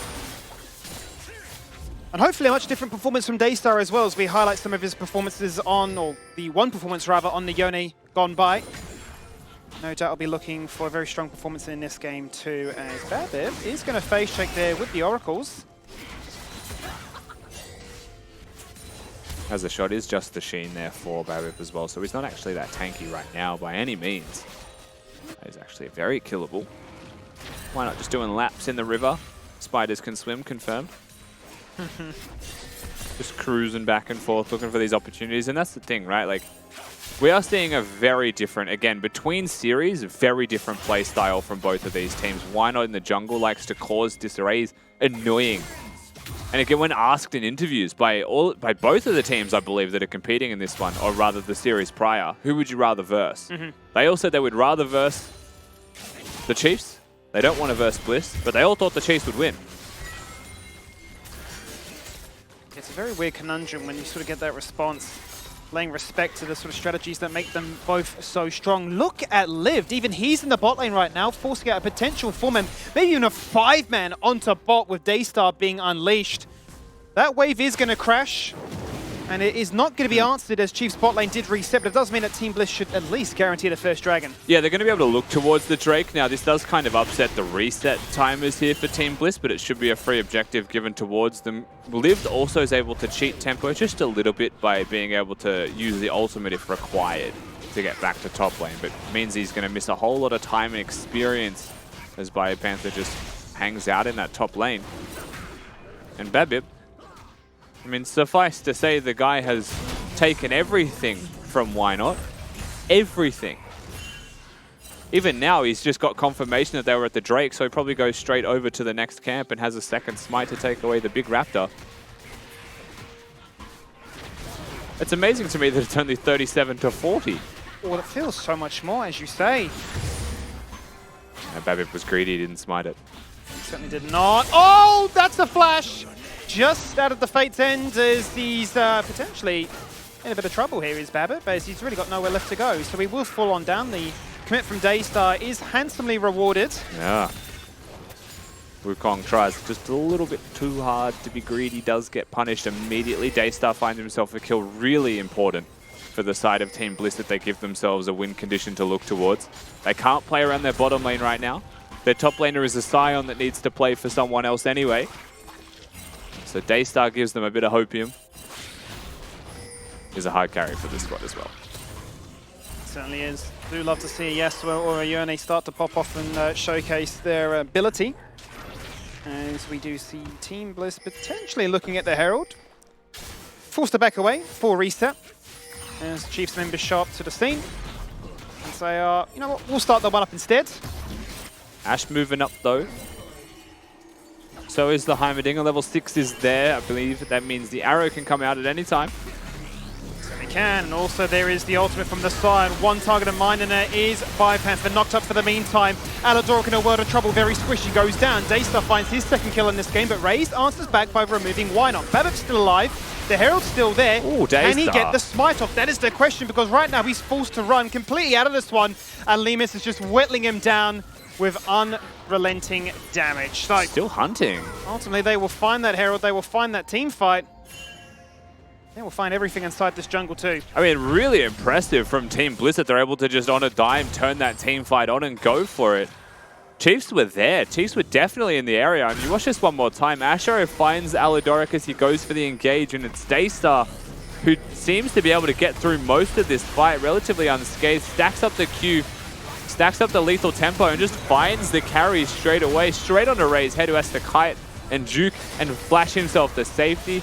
The reinforcements are there for the rest of the team for Daystar, and who's killing a Scion really is the question here. The Gangplank is just hitting him. Kisei tried his best, got into the mix, but had to flash to secure that kill. Yeah. And really was just left exhausted and running away. So well done by Bliss. And so many flashes burnt in the exchange, right? Only 3 available now in this game. So if another fight were to break out, then certainly this is all game on now. So much lockdown, so much hard CC. Direct flash ult. A case here where you have to flash to respect it, and well, if he hadn't, he certainly was in a world of trouble. We're going to be looking at a 3v3 if it broke out anyway. So nice little flash there, just in case. Absolutely has to pay his respects. Bloodthirster done for Raze as well. So in reality, if we look at this bottom lane, poke means nothing anymore. So this lane becomes pretty irrelevant in the 2v2. They really are just a target on their head. The Nautilus hooks for Wukong gangs for opportunities. Alidork is the only person that can be harassed now. A bit of a different build compared to what Lima showed, right? He went for the Essence River Rush into the Infinity Edge. Much in part, I'm sure, based on the matchup. But the Bloodthirster here, making sure that you are, as you say, as sustained as possible. Ali with a cheeky hook there, just going to hit a turret instead. But we spent so much time in this bot lane, just always veering in, because there's always another man waiting. This is actually one of those ward clears that, if you're paying attention as Team Bliss, kind of feels like a tell that the Wukong was nearby. You just kind of decided you're going to go clear that ward real quick. You know? Something smells a little bit fishy. Both mid laners with Yone ults right now. The damage Daystar's doing is becoming a real threat, a real issue. And that's with Kisei going for this scaling build, right? Hasn't even completed the Rod of Ages. Arrow hits. That it certainly does. Here comes the headbutt as well afterwards. The roam from Liv this time proves to be invaluable. The 4-man collapse. That's what they tried to do before, but this time it pays off. It's the rinse and repeat strategy. Herald gets summoned in mid lane as well. They'll do some damage to the outer turret, and this is a very different Bliss to what we saw in game number 1. Raze still 3-0. Mid still trying to scale. Biopanthers on his Gangplank. Raze. He wants the wave. He's only got a cleanse. He's got no flash. He's already burnt the ultimate. The Cannon Barrage goes on down. He cleanses out what appears to really be nothing as they jump in. Cannon Barrage does get that kill on towards Ben V. And in comes Kisei, angry, insulted by the dive attempt. He'll find a second. And why not's already burnt that repel? The Cocoon will buy time or buy a little bit of space. But you know that the silence of the Yone ult was able to catch you down. And really say, that kill's going our way. I mean, listen, Raze discovers that he can't cleanse being one hit, but he has the mid laner, he has the reinforcements, and they're able to make that play happen. Unsure if Daystar had a teleport of his own, but pre-14 minutes he wouldn't have been getting anywhere close. It's now his turn, however, to play the Yone out. Oh, what a cheeky arrow from huge. base. That's going to deny Kisei jumping in to perhaps punish Daystar any further. And that was Alidoric engaging to start things off with and having instant second thoughts. I don't know if Daystar was aware of just how clutch that arrow was for him, but I'll tell you what, once it hit his target, he was free to do as he would like. Recall going to be stopped there, and Kisei is just going to have to go back towards mid. Babip has decided to 1v1 the Krug camp. And look at those little Krugs, they're on a rampage. They're looking for the next target. They said, who's next? They're chasing Raze. Oh no. This Krug's on a mission. Oh no. Hey, it's a raid boss. He's depleted. Yeah, let's check out that Krug replay real quick after this as well. Raze gets one hit, not even remotely close. The big turret gets summoned, the damage is huge. Benvi basically dies to the turret though. Yep. And then Kisei just comes in with the teleport. And really good use of holding his cooldowns. There was a chance that he was going to Yone ult there, and Wynot would have just been able to dodge that one and space him out, but finds his moment. Babip is here for reinforcements, but ultimately just comes in to get a free assist. Really well done from Kisei above all else. I agree. By the time he gets to the bush, knows that there's nowhere else to go. So is then content to use the Yone ult at that point. So this game, I mean, it's still very close, right? 2 dragons the way of Bliss. Only 600 gold separating them, however, as we approach that 15-minute mark in this one, where gold differences tend to be a bit of a tell as to how the early game has gone. It does feel like the engage options have worked out in Bliss's favor to make sure that the early game is a lot more secure for them. Daystar forced the Cyclone out of Babip for a Raptor camp. Yeah. Just a threat, just such a large threat. Oh yeah, that's the replay that everyone's here for. Early announcement, this is not play of the day. Yeah, it's dumb. That's pretty dumb. That is a 2022 jungler thinking that his smite will give him health back, realizing that it doesn't. Look, when you've played the game as long as Babip has, It's been done in by a rock. I'm sure it happens to the best of us. That feels bad. Babip scissors in this transaction. That does feel bad. Well, second Herald. That's going to be looked at here by Team Bliss once again. And it really is. I mean, look at Daystar. Above everybody else by such a huge margin. I love how we've just watched a highlight of our jungler dying to Krugs. But if you want to watch the LCO live at DreamHack, if you want more plays like that, type exclamation DreamHack in chat. If you want to see this happen live, in person. Babip can die to Krugs live. Oh my god. Can't promise Babip will be there. They don't miss. Krugs don't miss, that's the truth. Ah yes, the Chemtech ref. I love these blast cones. She just moves so far with it. Why not blast himself into the pit to start up the Herald the second time? Unit bottom. Chiefs are around here. Unit bottom has teleport. You can see that Bliss have set up very quick and early into the area, and it's very easy for someone like a Scion to stand in this small choke point and try and body them out. The Herald is secured. And it is, but Raze is lagging behind. Never really looked like there was going to be a contest for that Herald, just numbers of disadvantage. There's going to be an ult from Liv just to guarantee, with a flash burn as well to make sure he wasn't going to get turned upon.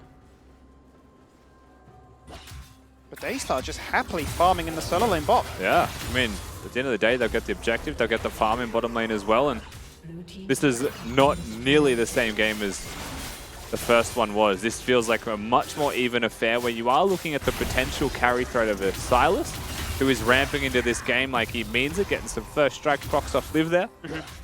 But you've also got the threat of Raze, who can do meaningful damage in this game, but he has to deal with Iona. And there's this real issue on the map right now of what the mid laner of Team Bliss can do.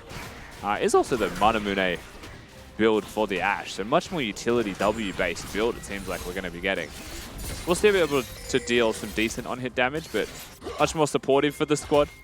And it does feel like the win con is going to be mid-jungle. Daystar, why not, will carry us, they'll deal the damage.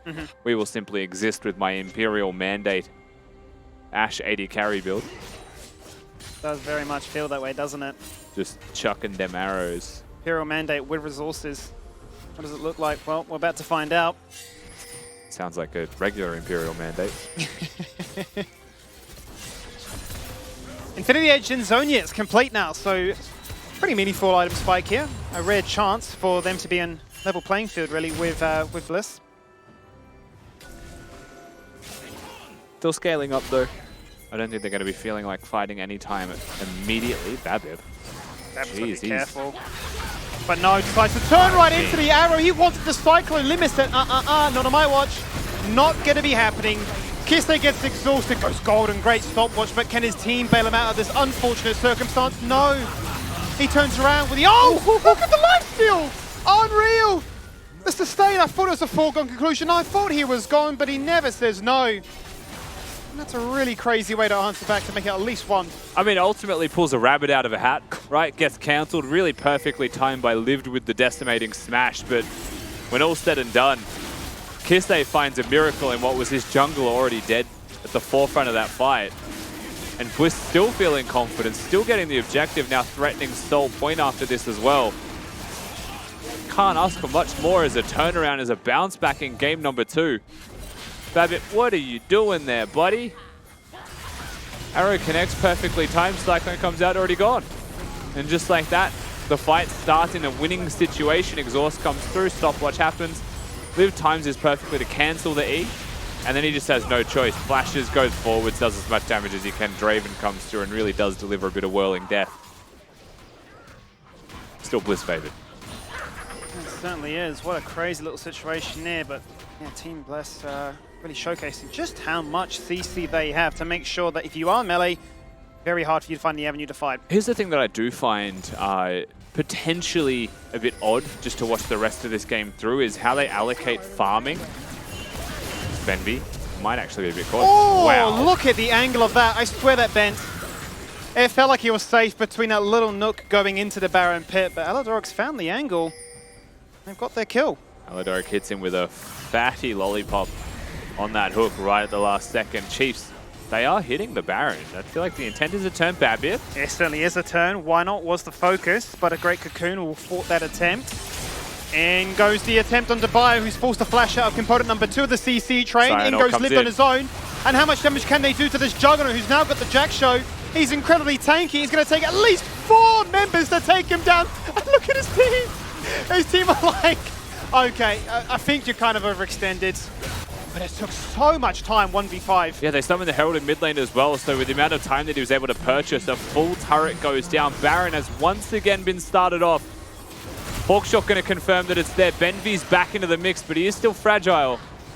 Oh. That hook missing is going to really hurt Chiefs. Chiefs have to They disengage away continue now. the Baron. They want to really entice this fight. They want to bring Chiefs back into the mix and just turn it on them. Teleport. TP in from Bliss right now. Cannon Barrage is beautiful. Locks them all in place. In goes Kisei. Fate sealed onto one target. Limes is gone. Once again going golden with the Zonia's finding success. The hook onto the turret. That's not who you need. The knockback from Daystar. Nearly dying to the Baron. As Raze had a moment to think, do I flash across this wall? But shows discipline.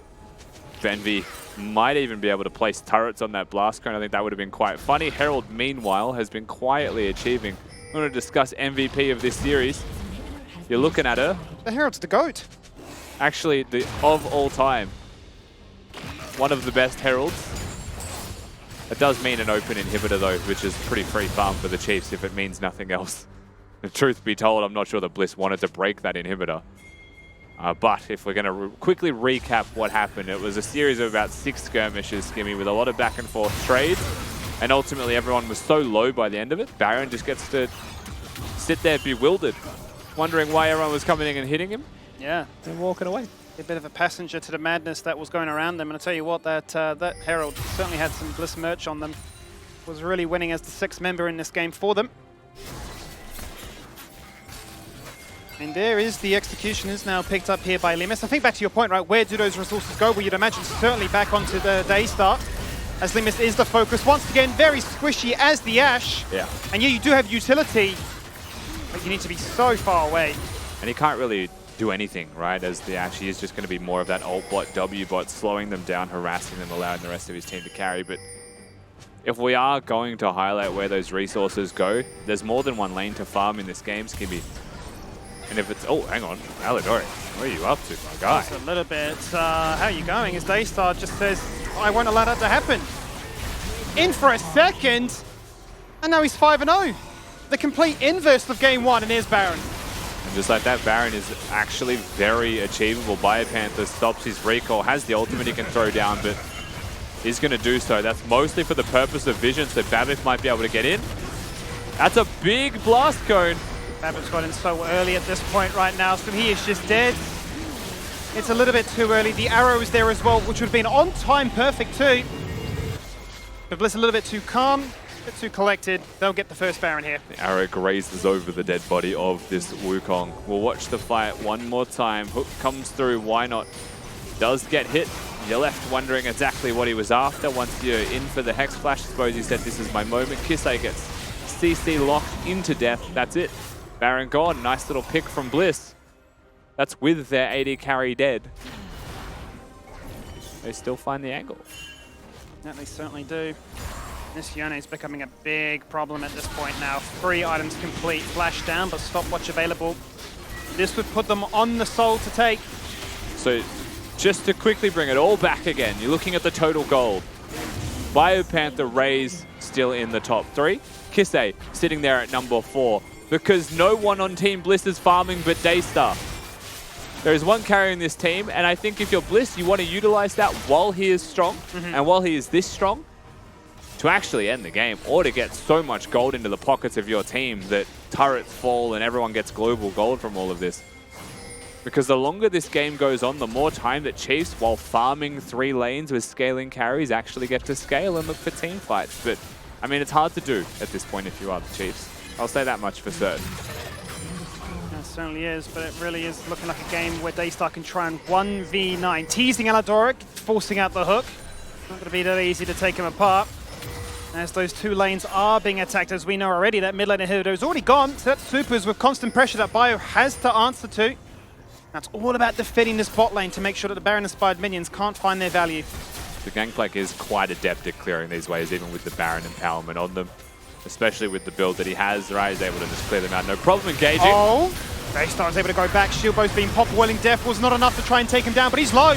Now do Team Bliss have the damage? They've forced her back away for sure. And Chiefs have held on the attempt, and they've kept their base intact. And suffice to say, if Bliss win this game, they have a hero in the mid lane. They have 4 auxiliary members keeping him alive, just reinforcing him, back massages, whatever's required to give Daystar the carrying tools to win this game. And just like that, he goes for the play, he tries to do something, but also he doesn't have enchanters, he doesn't have shielders, he just has utility being thrown out in the way of stuns and a bit of DPS from the Heimerdinger because it is a full AP build. There is still lingering damage there on the Bliss side, but the amount of money they're earning is so low, which is why it's a potential issue. They're just not farming. I think the second most fed was lived on the Scion. Way, way down after Daystar, who has now just moved to level 16 and was able to retain that stopwatch. I think that's the big point for me, is he's got stopwatch and flash available now if he wants to try and run it back with the same kind of performance. More turrets will fall though. Bliss still in the driver's seat, really hoping to send us to a game 3. Proving a lot of the predictions correct as well if they're able to do so. Being that they realistically are a top 4 team and that game 1 was a blip on the radar. What matters is how you adapt. That they have done.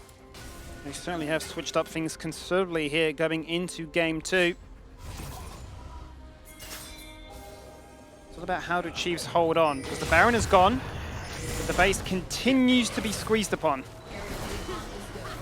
Inhibitor likely to fall here, but again, I don't think it's the most upsetting outcome. Gangplank just one-hit supers constantly, and it means one less way for people to be farming for Team Bliss. They're threatening in mid. If a fight were to break out, they end in one fell swoop. I don't think the Chiefs want to entertain that too much. There's also the Banshee's Veil rush here as well from the looks of it from Kisei as his 3rd item after the Zonias. This is not a DPS Silas build. No. This is very much a Bruiser Silas build. Full defense to try and stay alive because the CC chaining has been a sore spot for him. Hasn't had the freedom to try and maneuver as much as he would have liked otherwise. Pretty much Flame Horizon, doesn't he? Yeah. 290 CS for the Yone in as many minutes. It does really feel like this game is going to cool down just a fraction, given that we've got our next Baron to look forward to in just under 2 minutes. Do people even know who Flame is? Like when someone hears Flame Horizon, do they even know what that is? Probably not anymore. Are we so far past that? You got angry about people talking about Mad Life. Oh, I wasn't angry about a moment yesterday where there was a Thresh going insane and I said Mad Life and they said no, Carrier. Like, I mean, I get it, but like, are we really going to do Mad Life like that? Just going to forget it? Got to pay respect to your elders. Certainly was the inventor of those crazy hooks, I'll tell you that much. This in kick is called an insect for a reason. You know? The day we start hearing people say a different word for that. New generation showing their age. That's what we'll put it down to. We're not boomers, they are. Oh, check out that owner Lee kick. Yeah. That's so He just got owned. Poaches. Yes. Well, we've not hit that point yet, thankfully. I'll tell you what, a minute on Elder, 10 seconds on Baron, and I can't help but think Chiefs may have farmed up enough to feel confident about their chances here. We're just hanging out. I mean, truth be told, we're just hanging out. Bliss not sure where to go without the Baron buff, so... And perfectly fine for them to do so, but they're just going to wait. Waves get pushed out by the Chiefs. Money gets given to the Chiefs constantly, but the Baron is up now, and that's what matters the most. Straight into the pit, they'll be able to lock this one down. Chiefs going to prioritize the Elder Dragon. You would feel like, I don't know if the Baron buff itself outright ends the game. Draven, close to no cigar.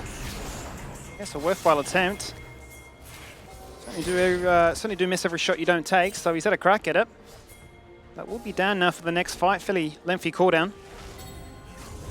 A lot of items done here, though, for Biopanther as well, so a lot of physical damage can be contributed to this game. One of the reasons this Silas build feels a little bit bad, so easy to build armor. If all of your damage source is Draven and Gangplank and all of your damage overall is physical.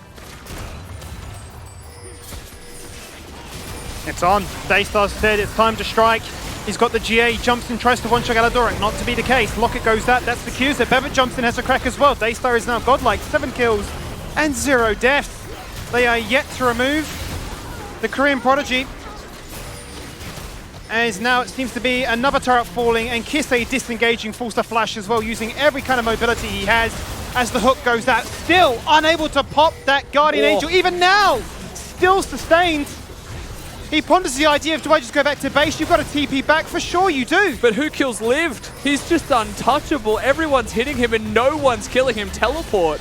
They want to end. They certainly do. With a full HP bar, it is their time to strike. In with the Fate sealed, in close to aggro range. And that is enough to force the laser. Forget your G. You've disrespected the Fountain, but not this series, as we are going to that game 3. And the job gets done, Skimmy. Team Bliss do find the engage that they're after, and as a result of playing passive, biding their time, waiting for those objectives, they will find themselves pushing us to a game number 3 against the Chiefs. The Chiefs, who looked so dominant in game number 1, just picked apart in game 2. And suffice to say, Daystar proves his worth in this squad once again. He certainly does, and such a switch up really from both teams, both performances from draft and play. Oh, hello. Hey, yeah, insane game coming through there. It was a interesting affair, how it all sort of played out, but the things that I want to point out as well is if Chiefs win, I don't think, did Bio die before the end? I don't think he did. So Bio was deathless and Raze was pretty close to deathless. He only died 1 time in that second game as well. So both of them still doing a fantastic job for the Chiefs. But overall, as you guys were just, watching, Daystar, just insane scenes coming through for him. Yeah, the Flame Horizon for that game too. I mean, Daystar on the Yone pretty much had no threat of dying unless he dived the fountain, which was the only way he received that death. But talking about this entire game, I think just the Draven pick once again, 0% in the series so far, definitely should be banished for the rest. I will ban out these 2 ADCs from picking Draven. It's just not working. I would much prefer something like the Zeri where like it is extremely broken, and there's a reason why a lot of these teams prefer the Zeri. But when you do look at the item builds, we have Raze building the BT into IE into, I believe, the green Immortal Shield. What is it called? It's Executioners. Built out of Grievous Wounds. Mortal Reminder. Mortal Reminder. He bought Mortal Reminder 3rd. I am so sorry, everyone. But he had no damage to kill Lived in this fight, and Lived just never died. I mean, he was just an absolute fridge in these team fights where there wasn't enough damage. And that goes back to my point where Kisei on something like the Silas, if you don't have him on a hard carry like the Akali, like the Kassadin, Chiefs just look like they lack a lot of damage. Although Biopanther is on something like the Gangplank, that does sacrifice a lot of your front line when you could potentially have something like Cassante, and it makes these team fights a lot harder to execute. Yeah, and look, if I was Chiefs going into the 3rd game, I'd probably ban Krugs if that's a possibility. That was so sad. It really was. I love the zoom in afterwards. He went in with like 2 HP. He's like, whoa, I died to Krugs. There's no way. What? Yeah, Krugs are overpowered. Oh, that's right. Smite doesn't heal me anymore. Yeah, Bugger. I mean, it happens. Can we just give a little shout out to Benby doing 12.3k damage, more than pretty much the other 2 carries, the carry and the AD, and more than the Elise. But yeah, this entire bottom side for Team Bliss was just praying that Daystar carried, because we did see the Manamune and I believe just utility overall, Ashe ADC coming in, where Daystar had to carry, but that's exactly what he gave us, and he delivered. It was interesting. The Chemtech, the Chempunk Chainsword on the Ashe, of course, they were really, really worried about that healing cut, making sure that there was no chance for Raze to get too much value out of the Bloodthirster, as well as Silas, who has the little bit of heal in his abilities as well. So, what would you change going into Game 3? Because at the moment, Team Bliss, they definitely looked like macro-wise, it kind of was working out. Also, can we take a moment to shout out Shelly? Just so good. I heard you laugh when it happened.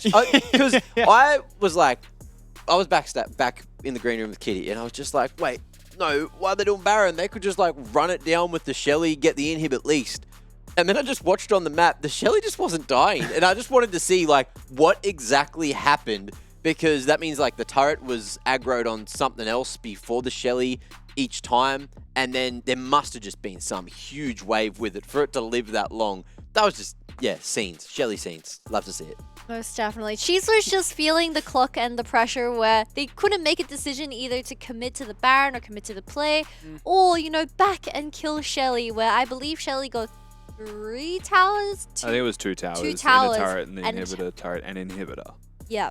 So Shelly day's really work. out here out macroing Chiefs overall. So Yeah. maybe instead of getting out macroed by Herald next time, they take the Herald themselves. Maybe. Mutual objectives. High priority.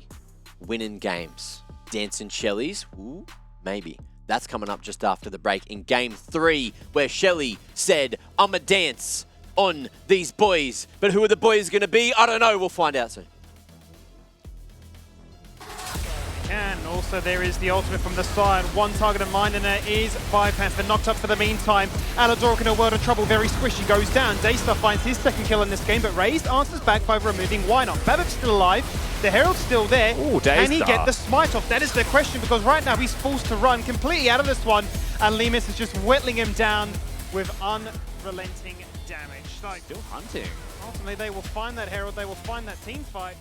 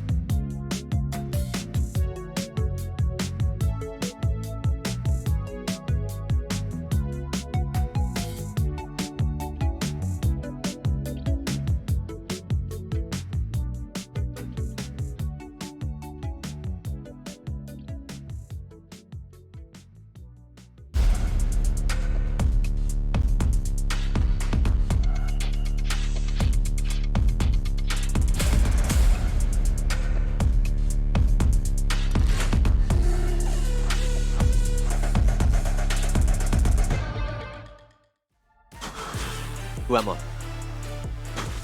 John Cena. Dirt, dirt, dirt. Was that more than 5 seconds? I tried to stagger it out so I wouldn't get caught. Look, either way, welcome back to the LCO. We got a third game decider to jump on into between both these teams. And of course, I was being the team that wins. Or Daystar, you can't really catch him, can't kill him. Unless you're the Fountain. Also, I actually learnt something at the end of last game. So if you got a GA and you die to the Fountain, it doesn't actually proc. Yep. It just, it's just like, Same thing with Zillion ult. No messing around. Yep. Okay. No Fountain. diving for pentas. I don't know about Sion. Does he become undead? Well, he becomes dead, and Probably. then he starts No, we know. scratching your back, and then he dies again. Ah, right. Yes, he does scratch your back. Sion, notorious back scratcher when dead. Back scratcher! Hey? Mizzou's Scion skin? That's how he Interesting. goes, right? Look, oof. Is this what Sion does? Look, I don't know. Do you guys know? If you do, buy a ticket to DreamHack, of course, and come to the LCO, and I'll get you up there maybe on stage, and you can show me how Sion. Word on the street is Mac is giving away massages at DreamHack. Yeah, That's as just what long I as heard. Rusty starts to offer his knee for slaps as well, we'll have a trade-off, of course. You know, no one slapped it at the last It was a DreamHack. conveyor belt, is it? So there is like backed up slaps from people for that knee from That last is not DreamHack. incentive. Can you imagine There's- the meet and greet? G'day, Rusty. How are you, mate? That would hurt. Exclamation after a while, wouldn't it? DreamHack in the chat, of course, to take you there. Take you to the right place to get those tickets. Of course, lco.gg/DreamHack ticks with an X if you want to buy those tickets. LCO is going to be there on the Saturday, the 29th of April. But it's a 3-day event. There's a Friday, Saturday, and Sunday of fun with lots of gaming, lots of fun, lots of bloody crazy little things on the side. Activations is the word I was looking for. All across there, decent food, good place, and it's in Melbourne. So look, you can't really go too wrong with that unless you want to avoid the Melbourne people, then unlucky, come, and I'll be a Sydney person, or I can pretend I'm from Brisbane. I can pretend I'm from Perth. I can. Do you know from Melbourne is one of the Adelaide most or livable Hobart. cities in the world? Oh, you know, top 10. You mean most livable- Melbourne? Well, look, let's have a quick Yes, look. Melbourne. Let's have a quick look at the draft history. It's Jason Bourne. As well. Anyway, point was, buy those 3-day tickets and I'll see you every bloody day because we're going down to DreamHack to have a good time. Draft history, look, a little bit of a shift between these drafts going into Game 2. But into Game 3, Kitty, do you think we're going to see any of these champs again? Well, why not play something other than the Elite? So many questions that need to be answered. Well, I goddamn hope that this Draven gets taken off the board because this Draven is not working out for both Chiefs and Team Bliss. I'm trying to work out what I am accent that is. so grateful to see that Zeri has made it through a second time without getting picked or banned in this series tonight. So hopefully we get to see her revive from the dead out of the... she has escaped jail. But talking about Elise, I mean, this second game, Elise definitely got a lot more done, but I think that's more because Bavip has been shooting himself in the foot a little bit with how he played around the map. I mean, he just didn't look like he was in form, and paired with something alongside Kise that was the Silas, you had to get things done in that mid-game because we saw how oppressive this Yone got. Once he got his items online, he just became an absolute team-fighting menace, where Draven, you are also a mid-game spiker. You want to be getting those items online early compared to the opponent because you don't have the same scaling option other than the Gangplank, but he died 0 times, but his Nexus died. Well, my, pretty little kitty. That was a great prospection of the draft. That certainly was. What prospect? I was going to make an actual analytical point there, but that's keep Who's going. couch, Keep man? going. I swear. Hey, we're jumping accents for whatever reason, so I thought I'd just... The thing that I Join. want to highlight that was different between games 1 and 2, which is why Bliss also looked a little bit better, was they had more pushing potential in bottom lane. And that is the thing that the Chiefs had and then took away. Because they had the Zaya Rakan into the Draven matchup. They had permanent prio in bot lane or freedom to play with their jungler. Game number 2, the opposite happened, right? And then suddenly the junglers look like completely different players because they're playing around that bottom lane that's pushing. Now, Yeah. quickly, Ooh. Kitty, quickly, Red before you make your point, red side. Blue side. I was gonna say, side. Skimmy. Are you gonna get it right? Either way, side know. select. Who cares? You both picked one. Rusty's correct. Wow. Someone had to be right this time, right? Yeah. That's what Been happens wrong when enough. more than one person yells out the different answer in a 50-50 scenario. Kitty, anyway, sorry, your point. Yeah, okay, so I was wondering why Ali looked so goofy on that Nautilus 4 game 2, and I completely forgot the fact that you can't blind Nautilus anymore when Heimerdinger is a champion. Yep. Bliss from us from Barrel from Worlds 2022, he has introduced us with the most obnoxious pick in bottom lane, where it derived from Heimerdinger to Ashe support, to Jhin support, to Varus support. I think to his credit though, like it worked in lane. Like they got those 2 kills. Like Yeah. they thread the needle, but I think it's during the team fights, to your point, right? Where it's just like, how do they ever engage? Well, how does a turret work, Skimmy? Tell me that quickly. So you build a turret. But like, I need visuals. I need Turret doesn't have animations. an N in it. I just Quickly. thought I'd highlight that for people at home. Yeah. Now, if you had to shoot where you'd put your Twitch points for the Dare fan vote, where would your turret at? Up there, beautiful. Dare fan vote time. Get those Twitch points in. Point at Rusty. Yeah. Yeah, put them in. Hey, whoa, wowzers. Hey, what's gotten into you? It's late. Yeah, true. It's actually not that late. Usually, Mentally, it's late. Okay. Yes, long games. We've got Long like games. 4 hours of gamer time left still, but Oh, It's plenty late. of time left in the bank, mate. yeah. That's true. It's so tiring. As soon as you get home, I know you're just jumping in the bloody solo queue I know anyway. it. Got to lose sometime in my life. Stop lying. Stop lying to the people. I'm going to queue up to lose, mate. I think, what was that? That was, Chiefs were like 67% or something like that. Like something pretty close to that last Dare fan vote. So all you Bliss tippers in the fan vote, you just got a lot of points. I want to see those points going back on Bliss again. And look, Chiefs tippers, Twitch pointers, I'm going to give you a pointer. Do the same thing. You might get it back. You might get it all back, and you might figure that one out right now because Champ Select's about to be ready. As a matter of fact, it's ready right now. Okay, let's jump into Champ Select and talk like this for the rest of Champion Select. Right Are you now. ready? Here we go. Team Bliss on the left-hand side with Blue Pro.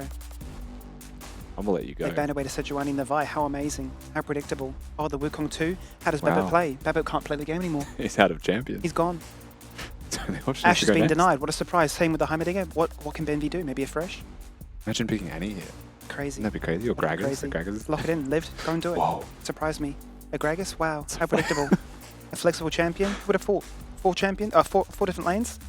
Wow. 4 champions. 4 champions? It can basically be 4 champions because he's got the bomber. Wow. Renekton locked in as a response. Wow. Phenomenal. Look how interested Biopanther looks in this draft. Wow. Wow, I get to play the Renekton, Crocodile Dundee. yes. How cool. Give me Elise. Slice and dice. Isn't that amazing? Babbitt can play Elise. He also play in Italy. Look, he could.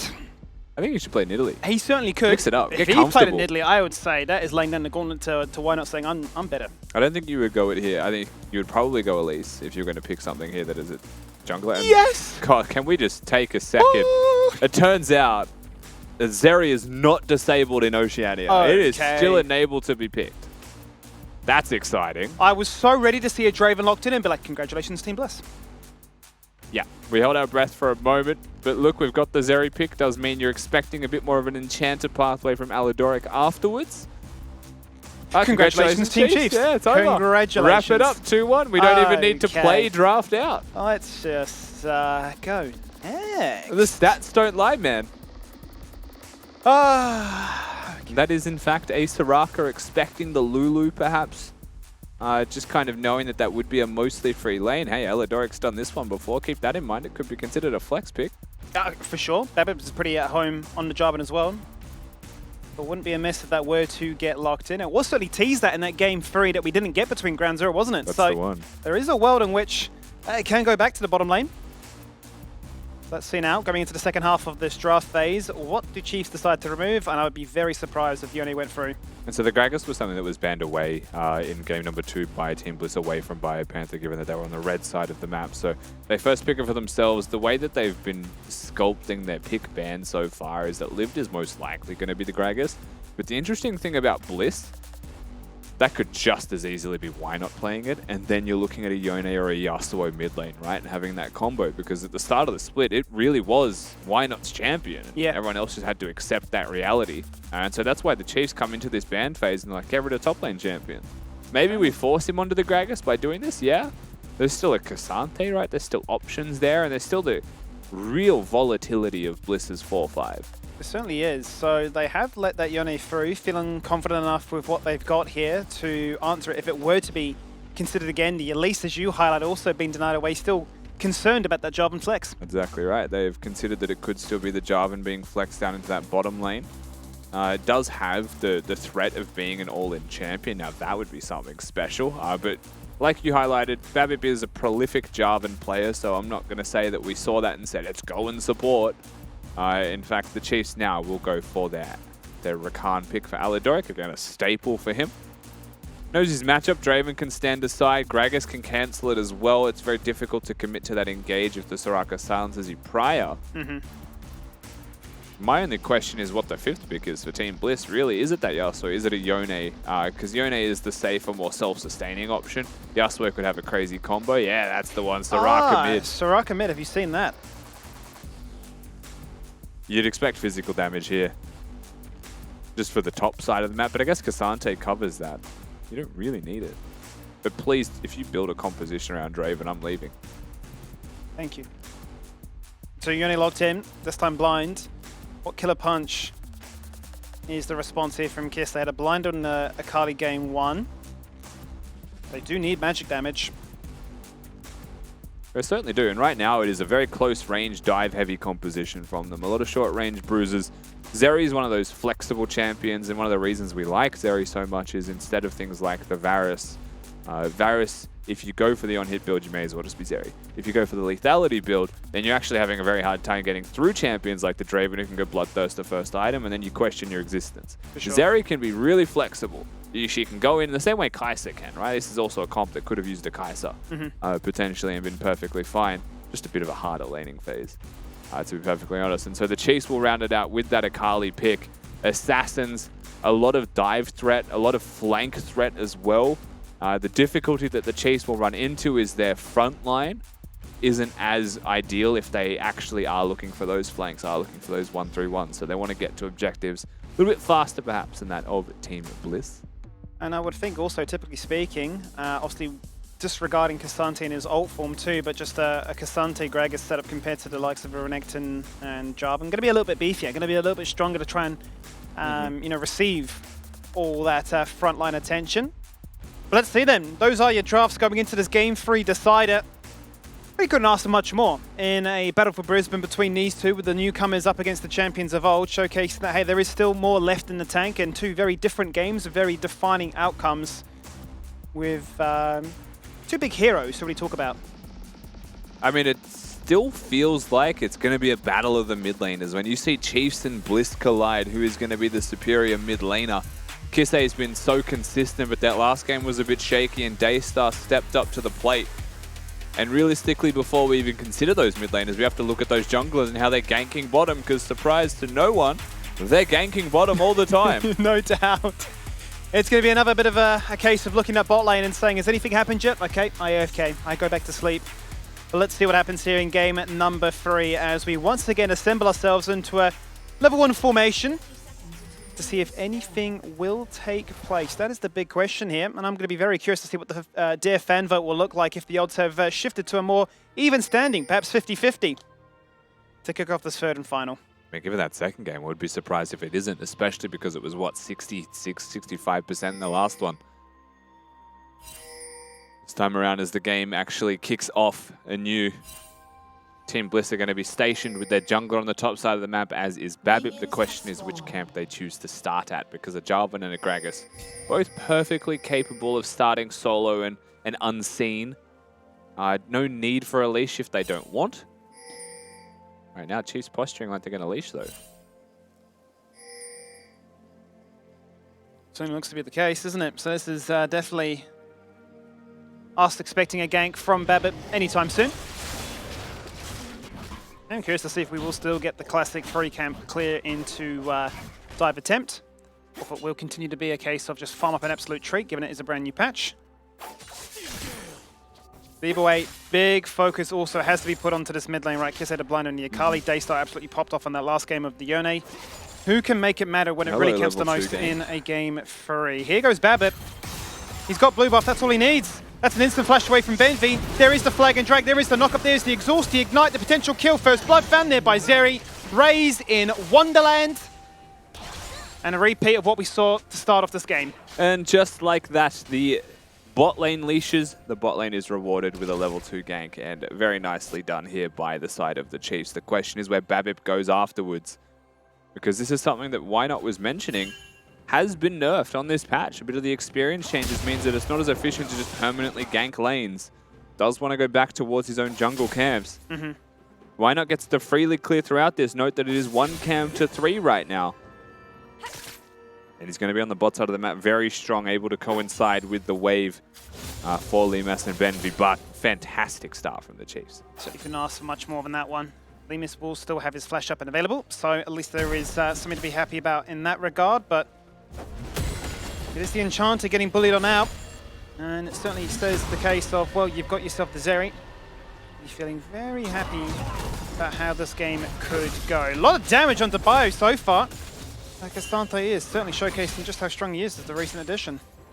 Yeah, insane amount of DPS comes on to Biopanther. Now, if you consider that Casante was changed in patch 13.3, a lot of the changes didn't affect the early game. No. Most of them do still affect his mid to late game. Losing 80% of your resistances when ulting is a pretty significant number. As we watch the most epic 1v1 of all time. Flashbacks, battles of old. Babip is going to survive this time. However, the Kruglets have no shot. He's got HP. He's got HP. As it turns out, Who would have known? useful, I hear. True. Yeah, that's true. True and real. But he's on the bottom side of the map, Mr. Why Not? Well, he's going to be spotted by this vision that is here in River. Bot lane of the Chiefs has to respect it either way. Certainly do. Currently pressed up against their own turret right now as the trade takes place in the mid lane, and I guess they should show respect knowing that Why Not was just there going for the clear. It has Babip waiting in the wings, going for the second scuttler. And suffice to say, the way Bliss played out that second game with Daystar on Yone, #1 priority is in fact the mid laner of Team Bliss. That's Why Not stays away from Vision and looks for potentially if that E2 was taken by Kisei. And this top lane ebbs and flows, and you saw bot lane already dying once for Benvi. He's going to come mid, he's going to heal his mid lane, he's going to heal his MVP and his carry. There's only one person in this team that matters right now.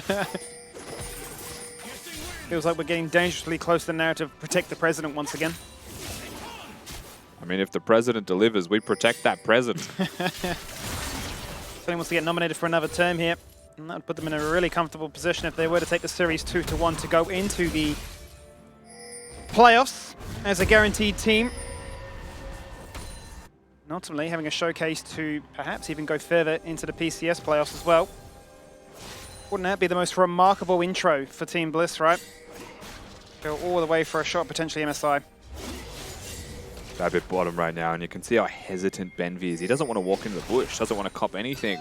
EMS is going to use his W to sneak minions. They know something's wrong, but at a certain point, you have no choice. This next wave gets frozen. You're stuck. You need to call for help from a jungler or a mid laner. And just like that, they know that it's not safe. They're going to call for their mid laner, probably even Q's the bush. Yeah, they certainly are. The two-man knock-up with a great silence onto Aladoric dissuades the idea of using the grand entrance. So the CC layering just was not possible there for Chiefs. And that completely denies what would have been a freebie onto a flashless Soraka. Really well done by Bliss to call their jungler over to assist them to crash that wave, and actually nets them a sizable HP advantage and the ability to go towards this Drake. Chiefs still in the area. If they want to contest this one, they'll confirm that it's being done. I would say a difficult contest, but one that can happen. That certainly can, so they look to try and force it again. There is the delayed flash and the flag and drag afterwards, and exhaust on Therese, but he's already out the fight. Babip has done his damage. He has got that kill onto the flashless Soraka, but it's not to be outdone by the flash body slam that Why Not gets to answer back for the 1-for-1. A very conscious choice there by the side of the Chiefs. They want to go for that early pick. They're going to prioritize that Soraka. They don't want anyone else to be healed, but Limas left completely freely to hit. He'll be very sad he didn't get lethal damage there from Babip simply pressing W at the right time. Means that Why Not has to take it. So a bit of extra money goes missing into the pockets of this Draven. No real win conditions yet for the side of Bliss. Chiefs will find themselves with a pretty happy gold advantage overall, mostly through this bottom lane. Could have been equalized if that kill went the Draven's way. Certainly could be. But ultimately, there is Still no surprise that bot lane is the focus as Zeladoric once again just utilizing those resources with the guarding, with the self-sustain from the Rakan toolkit as well. Just making sure there's enough pressure in this bot lane to allow Babip to what seemingly seems start up the dragon. Daystar has been unleashed though, so... Yeah, he's not going to do it as well. Yeah, chooses to back away from the objective, doesn't want to solo this one. He's not going to get any assistance from his bottom lane. I don't think they want to sacrifice anything to come in to help him. Neither of these mid lanes are going to put any of their efforts towards that Drake. What matters is the mid lane. President chooses his battlefield, you don't get to choose his. But Herald is also up in 15 seconds, so it's going to be a double objective play right now. And usually at this point, if there's a Drake and Herald up at the same time, it tends to just become a decision on, do I want to fight? Is it worth fighting right now? And if no, we just trade the objective that they don't go for. Yeah. Certainly is a bit of a catastrophe if both get taken away from you, but let's see how both teams decide to set up. Babip fresh off a reset. May just meet heads with Why Not in a second. Going to stop by the Raptors first of all. Tick 6. As Why Not is here, and it's all about Biopampa's ability to slice and flash right after. Why Not even going to entertain the idea of going for the explosive cask. And actually sweeps his way through to top lane and doesn't clear the ward as well. So Biopanther is completely safe, and all he had to do was press E. Babip now hovering in middle lane. Gragas level 6. Babip also level 6, has that Cataclysm there. Just entertaining the idea of face checking. Babip is going to back away, which exposes mid. It certainly does. Oh, the Cataclysm. You're thinking maybe, just maybe, with that predictable snapback of the soul, there's a world, but just a little bit too close to the turret. Here you go, Mr. President. Have another heal. Benvi is now a mid laner. Going to steal some experience away from mid, and I think that's a smart thing to do because it'll get him really close to level 6, which is something that Aladoric already has. So if the Herald fight were to break out, you would want him to be level 6. Speaking of. Oh, potential fight on here as Daystar once again going to tee up what his opponent may be up to. And just really a case of we're not committing to a fight until we find that initial pick, so it just really is a leash from either jungler and a disengage afterwards. And I think Ray's no doubt probably quite happy about this one. Oh, extremely. He's going to be able to get probably 2 plates in bottom lane for this one at the very least. And look at the minions that'll get missed as well by Bliss. So they'll get the objective. The amount of effort required to get this Herald, however, I don't think is worth it right now unless they're able to place it somewhere really meaningful. Because Raze is just winning. I mean, look how much farm he's already up. 20 CS with a kill, with 2 turret plates, with a team to protect him that are similarly going to go for the trade you mentioned for the Dragon now. Yeah, and if they get a Dragon, they get 2 plates in bottom, then all the Herald's going to do is equalize the gold Raze got, and they kind of just fall behind in a Drake overall. Yeah. That's not a good outcome for Bliss. He's already up 1,000 gold, and that ward in the pit's just going to confirm it, Skimmy. It is gone. They have flipped the map. So the question is how much they actually do get up here, because this is a full map flip and commit. He's going to be matched now as Raze pokes his head into top lane. Herald Headbutt confirms it. Plates are matched. But gold overall certainly isn't the case, right? Limas is, well, 800 gold behind. Probably has about that much if he's able to get 1 kill though, so certainly is still volatile in how the game is right now. Ray's still so far ahead. Just happily farming. Turns out Zeri's still a good pick for everyone that hasn't been neglecting the option. Definitely still extremely powerful, and one of the things about this Zeri pick as well, and one of the reasons why it is actually really good, is because you can just build life steal. You can just sustain and skirt your way around fights with no issues at all. As Liv teleports in, I don't think Aladoric wants this, does he? Well, I'm curious. The way he's posturing kind of signals that he's not about it, but at the same time, you never quite know. He will just find themselves another turret plate. And Babip will use that opportunity to also steal away the Gromp. But lanes are being flipped again, and it's Team Bliss with the initiation to make that happen first. Just a lot of hovering, just a lot of posturing, and a whole lot of inaction here. And constantly flipping the map, constantly just resetting their wave state and the lanes that they're in. It feels like a lot of the goal here is just to consistently try and give Limas a free lane and try and keep the Chiefs moving. Try and keep them unsteady, right? Don't let them just sit there and set things up. Tough to do against a squad like the Chiefs with the amount of experience that they have and lane swaps that they would have been through. They're going to stay about 20 CS behind pretty consistently in that 2v2. Seems to be the case here, as Kisse was down about 10 himself. What felt like forever. Ooh, very close there to the Shuriken, denying back that reset. Would most certainly a full Daystar to hit the TP rather than run back to the wave. That's the kid right there. Wave in a comfortable position for him with a ward in the second bush as well. The only place that they could kill him is through tri-bush. And he knows that. He's waiting for why not. Asking for reinforcements. Now keep in mind, they aren't there. But he doesn't know that. They're actually mid looking for the most valuable person. Which I think regardless of composition, you're looking at Team Bliss, you're looking at Daystar. The games they lose, he's often 0-5. 100% want to try and repeat what happened in that very first game. Certainly did look like a shadow of himself. And then was able to find it in game number 2 to bounce back. And if it's still tucked in there, then a game 3 could really be all it needs. Coast its way through to that 20-minute mark. Chiefs navigating vision really well here also, Skimmy. Note the 2 control wards that are there from Bliss.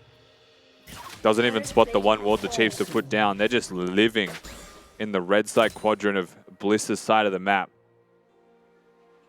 No opportunities will present itself though. Bliss not willing to make mistakes. They don't want to take risks. But sometimes the minions necessitate risk. I just can't help but think it just continues to benefit Raze more and more. Solo experience, he's not getting targeted. The vision is fantastic, as you said. Yep. So he's able to build what was a 20 CS lead now into a 30 CS lead. He is already so far ahead, and it is 100% banking on Lemus able to try and cash on his adoration stacks. Vision just died next to Lemus, and it was also pinged. So both teams very aware of where the other team is. Drake in 50 seconds, held in a minute 20. Money for the sake of making some money here and denying Vision. Tell you what, I do not miss mid Soraka, that's for sure. I'm trying to think what the comp was. Is there anyone who misses mid Soraka? It was Kyose, I'm pretty sure that played it. It was. I also think that was a comp where he went like 0-7. But there was an idea behind it. Yeah, mid Soraka can work. I just don't think they picked it at a time that was considered human. I think Kyose is a good enough mid laner to know that he made that mistake. I was all about it. Take a gamble. Yeah, I'm all about saying all in when playing games as well, but I also don't want to do that if I'm the one playing them, but it's exciting. You see it and you're like, that's cool. Just lock in the Lux instead, I guess. I mean, yeah, it works plenty of times. That's bread and butter. Here we go. Second dragon of the game, isn't it? It's Chiefs already with 1 to their name, finding infinite value with the posturing that went around it. Bloodthirster done for the mid laner here for Daystar, for the Yone. The Draven has got an Essence Reaver as well, but Mythic's completed across the board except for Gragas. It's actually a Rift Maker from Kisse this time. Doing a lot of staying damage, especially with Conqueror. Daystar going to jump on his head for the meantime. Dragon is still there, getting closer and closer to smite range. There goes the explosive cast. One, I'm thinking maybe this is my time to try and strike. The fight breaks out, the Dragon is gone. Second, going the way of Chiefs. Kisse's locked in place free, currently chilling in the Shroud. Running away so far, but jumps back in, resistance to Shred, and taken on down in an absolute heartbeat. There is the zap, there is the laser, but Team Bliss just separated. Chiefs grouped as 5, and they fight their way out of the pit. And Bliss just scramble. They are an absolute mess, and that is not a team fight that I think in hindsight they should even consider taking with how that played out. In theory, they really are just here for the play. They actually do look like they're posturing to want to 5v5. Lived and Biopanther shake hands and walk into the river together. They're actually just 2 top laners hanging out. The thing that I want to highlight here is once the play happens, why not ult for the purpose of getting into the pit, and then watch the amount of Qs that Daystar misses onto Kisse. He just can't find him.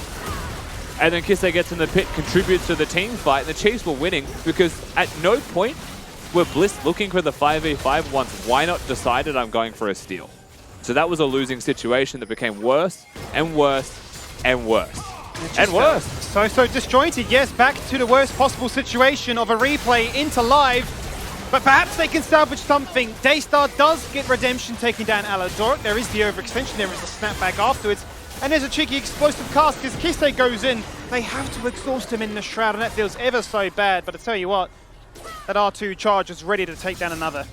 And I mean, they do pretty well there, Team Bliss, to try and compensate for what happened in the skirmish prior. They'll get the picks. It was something that Chiefs enacted for themselves, and now they are dealing with Babip, with Raze, without having those flashes. So the opportunity to get some HP back off this Rift Herald, look for a Yone play is still well and truly on the cards.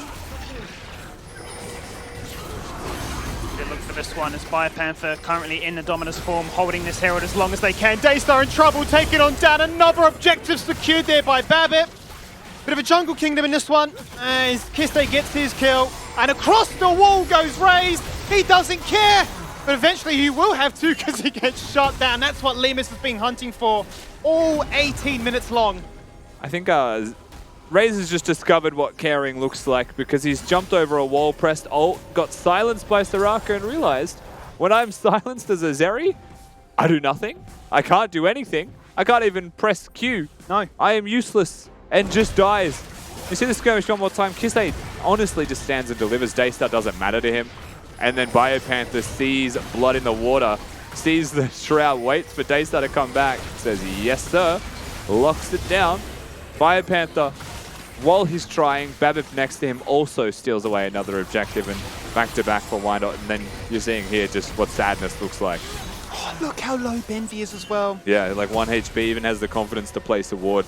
Big thing for me there is that Lemas got the execute at 133 CS, and that was such a high HP value that he got that lethal onto the Zeri. And suddenly, top 2 in gold. Has an Infinity Edge. Straight away, that adoration check has just really spiked him unbelievably. All that great work done in the early game by Raze. Completely unstuck. It is the joys of a Draven.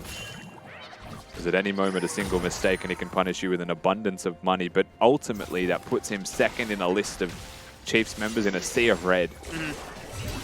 It's still not a safe game to be a Draven. If there's one thing that we've learned today, Skimmy, or that everyone at home can really learn from this series as well.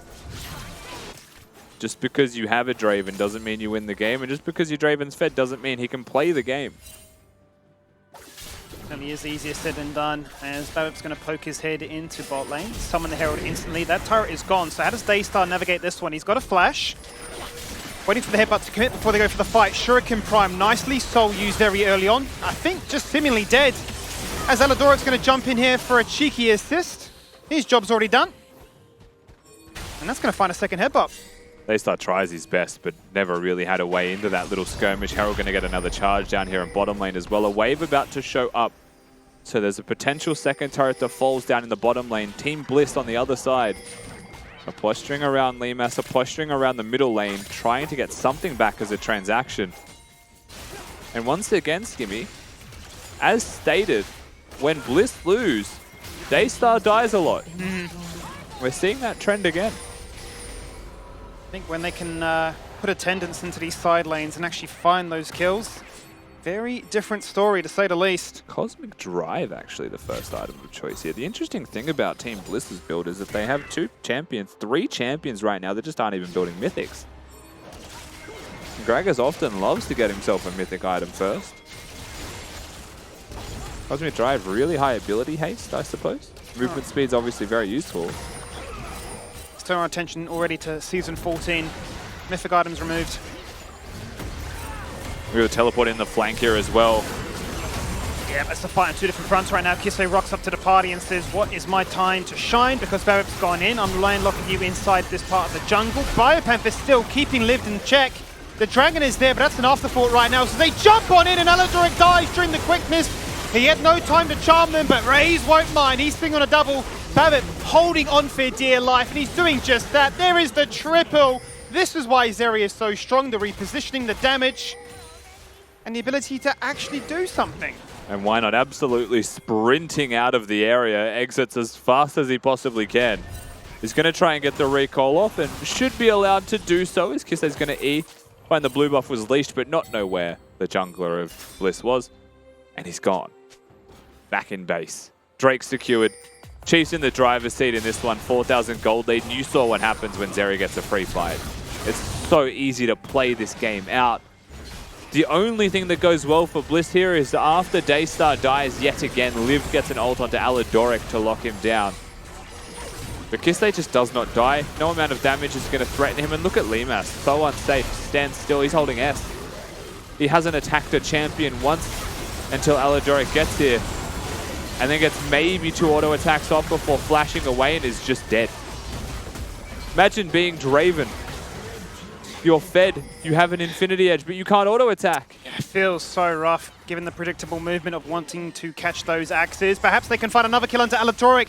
He's able to skirt the line, just able to evade that silence into the root effect, and can jump across the water safety. Sweeper spots lived in the bush, so Kisei is able to just use that E, disengage with the Shuriken flip. Chiefs hunting. Quickness has been popped, but Alidoric is just dead. Envy very low, but the Lightning Crash splash damage is really starting to hurt. Another double to start off this one. And you just keep asking your question, why wasn't Zeri picked earlier? 8-1-4 after another triple, and Raze is unstoppable. He's absolutely unleashed in this game. Bliss going to try and break themselves the outer turret because they're assuming Baron's being done, but what if the Chiefs defend while doing the Baron? Because they're threatening the idea, just keeping them humble. Separates Limas from Daystar. This is Kisei saying, what if we have our dinner as well as dessert too? I can even miss my Deja shuriken. vu? Doesn't matter. A little bit of deja vu, anyone, from game number 1 in this series? Wowee. Daystar neglects his AD carry and just says, I'm going to push. And I tell you what, at this point, he may as well have died for that inner turret because it feels like we're getting a little bit of a tilt split angle here. Skimmy? No doubt about it. Yeah, where do you run to now? Literally nowhere. Capitulation, it feels like. But Chiefs will be happy about the outcome there, winning a team fight into a Baron, into a cheeky invitation like this again. Alidoric actually misses the E here to follow through, but is able to flash, and then unfortunately is just dead. If that combo doesn't happen straight away with no reaction, he gives them time to react. Does die, but like you highlighted, Raze, an insane amount of DPS coming out of him right now. The Lightning finds a kill, and it's just as simple as chasing them down steadily but surely. And I'm conflicted, having watched this game. I don't think we've seen a close game that the Chiefs have won in a long time. They either stomp or get stomped. That is where we're at. It is a very weird predicament. And you watch a game like this and you once again, you get hope for the Chiefs. You're like, this is what they are capable of doing. Well, here it is. This is what they're possible of doing. Flanking, feigning, baiting, two-man Cataclysm. Where do you run? You can't. Doesn't matter if you're a tank, a bruiser or a carry. You can't weather Raze behind enemy lines, in your face, getting a triple kill. It's a little bit too clean. Make it a quadra with the very first ace of the game. And respawn time is to ponder the fault of where it all went oh so wrong. And unfortunately, Liv teleports to the turret in mid lane, or mid-team fight, and just gets completely picked apart by Raze on this area. Another team fight goes the way of the Chiefs. I'm not sure it would have made much of a difference in the end. 1 inhibitor, 2 inhibitors sure to fall. The question is how much life is left in the bloodline of Bliss in this best of 3. Where do you see that inspiration at this point in the game? Because seemingly you're looking at a situation now, a minute on the soul point. Surely you're giving that one up and really hedging your bets on a Baron flip or a potential Helder if it goes that late. The Chiefs just find their angle. Kisei actually gets cancelled twice, I think, here. Uses the E, gets cancelled. Uses the R2, gets cancelled as well. And they get pushed under the turret. And then Liv says, I'm going to head out. But the joke is, I'm not heading anywhere. CC'd himself. And CC'd himself. And Daystar tries, but there's just no damage backing the Yone. Unlike that last game, there's a Zeri, and a Zeri is completely unleashed. It was 2 triples into a quad. All that's left for Raze is a penta before the game ends. He said every other killing spree apart from that magical penta that we would just love to see. Make that 13 kills to his name now. And he's really wanted to showcase just how good he can be. Have you forgotten about me? It's not all about the Kisei show. Raze is still here. Meanwhile, Bio, just a cheeky 1v3 inside the enemy base. He really wanted that inhibitor and he will live for it. The rest of the team are here, the reinforcements to back them on up. Kisei gets the double, sends them packing right back to the fountain again, and it's lived to hold against 5 to really try and do the unthinkable as he tries to drag them into the fountain. I mean, he tries his best, but it is inevitable. The Chiefs just too strong in this best of series, and Bliss never stood a chance in game 1 nor 3. Well, there you have it, a game 3. Chiefs have found themselves in that position twice now, but this one does close out in a game 3 victory. And much to your point, very decisive wins or losses. Something that they can obviously VOD review later on.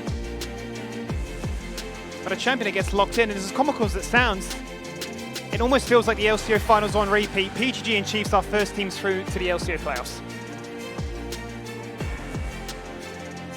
Yeah. There's the eye contact given to the other cat. Sending me, Skimmy's like, you can talk, man. You can talk. Right here, bro. I tried. There you go. I tried, but I wasn't ready yet. Well, I was ready. My microphone wasn't ready for me, so I didn't make noise. You never talked. What do you mean, Mac? Yep. Oh, the illusion, production. Crazy. Ooh. Wow. Movie Psh. magic. Magic Mac. Magic Chiefs. Chiefs get the W. Big Chiefs. 2-1. Good scoreline.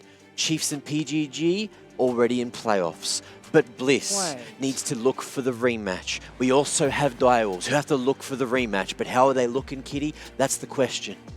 They're looking by picking Zeri every single game because this champion has finally been locked in for the side of Chiefs, and wow, what a surprise! Zeri took over the game, and I guess Team Bliss's response was the Draven, but Draven paired alongside Soraka is definitely something that we don't expect a lot. I would have expected a lot, a more aggressive support like the Nautilus or a Leona, as you do want those kills ahead early, but Alodoric just calls your bluff and picks the Rakan anyways. You want me to mind control me to pick Lulu? No, I'm playing Rakan. And it did wonders this game because you just have so much CC coming out of the BIP and the front line like Biopanda in these team fights where with a fed Zeri and a fed Akali, I mean, you can just do whatever you want and you'll still win. You know what I want to quickly highlight as well, because we just saw it. I don't want to highlight the teleport mistake from Liv. I want to highlight that Benvi was sitting there as Soraka healing his top laner while he was teleporting on the spot. That's a support main right there. That is an enchanter mindset saying, I got you, King. You're going to persevere. Yeah, we can do this. What else do you do in a situation like that, though? You heal until you die. Did Raze get more than 13 kills? Raze, I 13? believe, did have more than 13 kills. So I'm pretty sure It the was record 11. before was Raze Zeri 13 kills. It was 11. So he's just bested He it? had Last 13 one I before the saw. last team fight. Yeah, Rabbit, I before knew the that last much. team fight, just had like 16 assists. So doing a little bit of work in the third game on that J4. Now, any crazy item builds you want to touch on here, Kitty? I'm seeing magical footwear on Draven. He didn't even get a chance to upgrade. Yeah, not a chance to upgrade, but I guess Kisei was just feeling himself with the Magi's as he was 7-1 and 7 at one point. But how insane is it that Raze had nearly double the kills of Kisei, but Kisei still came out on top in terms of the damage charts as at Akali. And once again, once Chiefs is in their zone, playing something like the Jarvan, the Akali, the Zeri, the Rakan, I mean, BIS champions for the Chiefs, they were very angry for this third game. BIS champions. Yeah, every time Kisei gets his hands on the Akali, there's just crazy, crazy scenes. And even when they were getting the Baron towards the end, he was happy just to go and, take that 1v2, which turned into 2 1v1s because it was split decision from Team Bliss. It kind of felt like they were a little bit not on the same page. Someone that's always on the right page, always on the same page as his teammates, though, of course, is Alodoric. Mate, how are you feeling after that W? You get tomorrow off. Yeah, feeling pretty good. Very short and simple, I suppose. I mean, you got to play 2 games of Rakan today. I'm so sorry you didn't play Rakan last week. You played Rakan a couple of weeks ago. But how does it feel to play the Rakan again as he is seeping back into the meta? I think he's a really strong champ again. He has, it's really hard to lose lane now as well with the buffs on the Q and everything like that. And he has really good scaling, so even though they pick Soraka and Draven a hard lane, me and Quinn were so confident, we're like, oh, these guys just won't even beat us in lane anyway. We're just better. And we beat them in lane as Zeri, Rakan versus Draven, Soraka, so, yep, let the gameplay talk. Yeah, just better. That's the whole damn thing. Now, look, what are you going to be doing tomorrow? You're going to be doing a bit of prac, going to be sitting on the sidelines watching what Bliss are going to try to pull against Kangar. And do you think that Bliss can easily take a W over Kanga, or do you think Kanga might have him? Tomorrow, I think we're scrimming, but we'll also be watching, so we'll be practicing and watching. For tomorrow's game, I think Bliss is extremely like draft reliant. I think they're way too cocky for how good they think they actually are. They talk so much shit online, and like even in game they're like chatting in all chat to us during the match and stuff like that when they like made a good play or something. So I wouldn't be surprised if Kanga beat them tomorrow if they have a good draft. I think Bliss is extremely draft reliant as a team. Okay, well, Mac is too nice to call your bluff, and you guys said that Aldoric, Rays are the better bot lane, but Chiefs did drop that one game in the middle. So Yeah. what kind of feedback do you guys have from that second game? After that game, it was like we just blinded a lane that we knew like could get punished, even though we like one lane anyway. But we made a lot of mistakes setting up our own objectives and like our mid game, and like I think that draft we played is really hard to play. We're already behind, so if we're like even or even ahead in that game, I think it's a lot easier. But we made a lot of like mid game mistakes, macro mistakes, stuff like that. Yeah. Okay, now look, I'm going to quickly talk to you about the other group as well. Did you watch that Dials and PGG game, or were you too busy prepping for this one? No, we did watch it. Okay. I didn't expect a 2-0, but PGG looked pretty good right now as well. Okay, do you think that they, like, that was today's game. Do you think if we are going to see that rematch come back, do you think PGG have them again, or do you think Direwolves are just losing a bit of match fitness having last week off? I think PGG will probably win again. I think Direwolves aren't playing this like their style, in my opinion. I think PGG figured out their style a lot earlier on. Direwolves are just trying to play what's like good, what's meta. But I think if they lean towards their style more, they would have more success against PGG. Does seem like a lot of these top teams are relying on blue and red and counter and draft in total. But again, congratulations on your win up against TB, and we will see you on Wednesday. Next week. Wednesday. This week. Wednesday. I'll see you on I won't see you on Wednesday. Mac's gonna see you on Wednesday. Skimmy's gonna see you. Rusty's gonna see you Wednesday. I'll see you on the Riley. Rift. See you guys. What a catastrophe.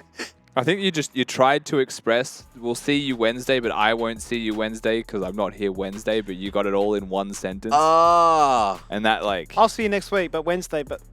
Yeah. Is that what you were doing? Yeah. Because I didn't Sorry, get that. I'm trying to have a caffeine detox It was a over full here, blue and screen. I'm having a mental breakdown over the word Wednesday. Can we also discuss, when someone says, how are you after the win, to open the interview question, you shouldn't just say, good. We probably discuss something else. Like, good, that was really happy with the win, even though we dropped the game in the middle. He looked pissed. Like, I think I know there's a lot of like that going online between them, There's a lot of but tension between look Team really like Bliss. not like one of those happy like great to win, but it was kind of like like shut up, like stop talking. Like It was every player in their LCO the same, mate, after the game. Just far out. want to go to bed. Just like I'm over it. Like cool. Anyway, next time you say good, maybe just add something after, please. I'm losing my mind listening to these sometimes. Good, thanks. How about you? Yeah, that'd work. And I go, oh, I'm pretty good. Yeah, well, what's my question? Conversation? Hey, No, crazy. Mac. Yeah. Get Well, that out of here. Guess what? That's all. We got an MVP voted on by you guys at home. Let's see who the Dare MVP is for today. For the second game, it was Kisei right up mid. Man was popping off in the first game and the third game. Second game, they had a little bit of presence there. Unfortunately, it didn't work out for him on the Silas. But look, 60% KP overall 3 and almost a third of the damage. That's not too bad at all. Certainly isn't. Yeah, went for this different take on the Kali White. Went for the Riftmaker in that game 3. Just a lot of staying power, right? Didn't need the sort of the cheeky repositioning of the Rocket Belt, and was just able to basically one-shot. Even if you miss parts of the combo, that one that would always stand out for me is when Lemus got separated from the herd of Daystar. Went for the push on the turret. He misses half the combo, but still just annihilates him. So yeah, Kisei very proficient on the Akali. And Fana's revenge on red side for the final game. Yeah, we also need to remember that 6 of these Zets, a lot of them were from the Silas in that second game. And I just think Silas, when you are going something like the Banshees, it's just not a lot of damage that Chiefs can rely on. And they've definitely noticed that, and they have changed the third draft completely by 180. And, you know, although Team Bliss has been slightly figured out, I'm sure Chiefs by the other teams are also getting figured out as we go into playoffs. And look, even if you target ban Babbitt, man's still going to pop off. He actually popped off more, not getting to play what he wanted to play. True. Insane team. Triple band. Look, it is now time for play of the day, and we're going to change it up a little bit today. We've got 2 potential contenders, and instead of asking you guys, like, wow, what do you think the best play was, we're going to have a quick look and then decide out of the 2 which okay. the play I like was. this. All right, let's do this cool. instead. So let's roll the clips. They're going to be playing back-to-back, and then afterwards we'll discuss which one it was, but they're both pretty sick. I believe this is the one where Chippies is going to be coming in with a 3K at some point.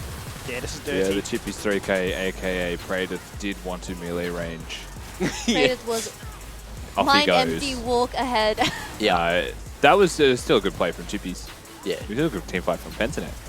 This is definitely like the turning point of the game where things went really wrong before Direwolves there as well. Can we just say shout out to Dragon for being that 6th member of PGG, just constantly one. hitting the enemy team, sitting This on is the same 400. Yeah, play. well, it'll go back to back. We'll watch the next one afterwards. We're just watching this again. Kitty, Chippies look, with you the said you triple A. play-by-played in the LPL. You want to give us a little crack here?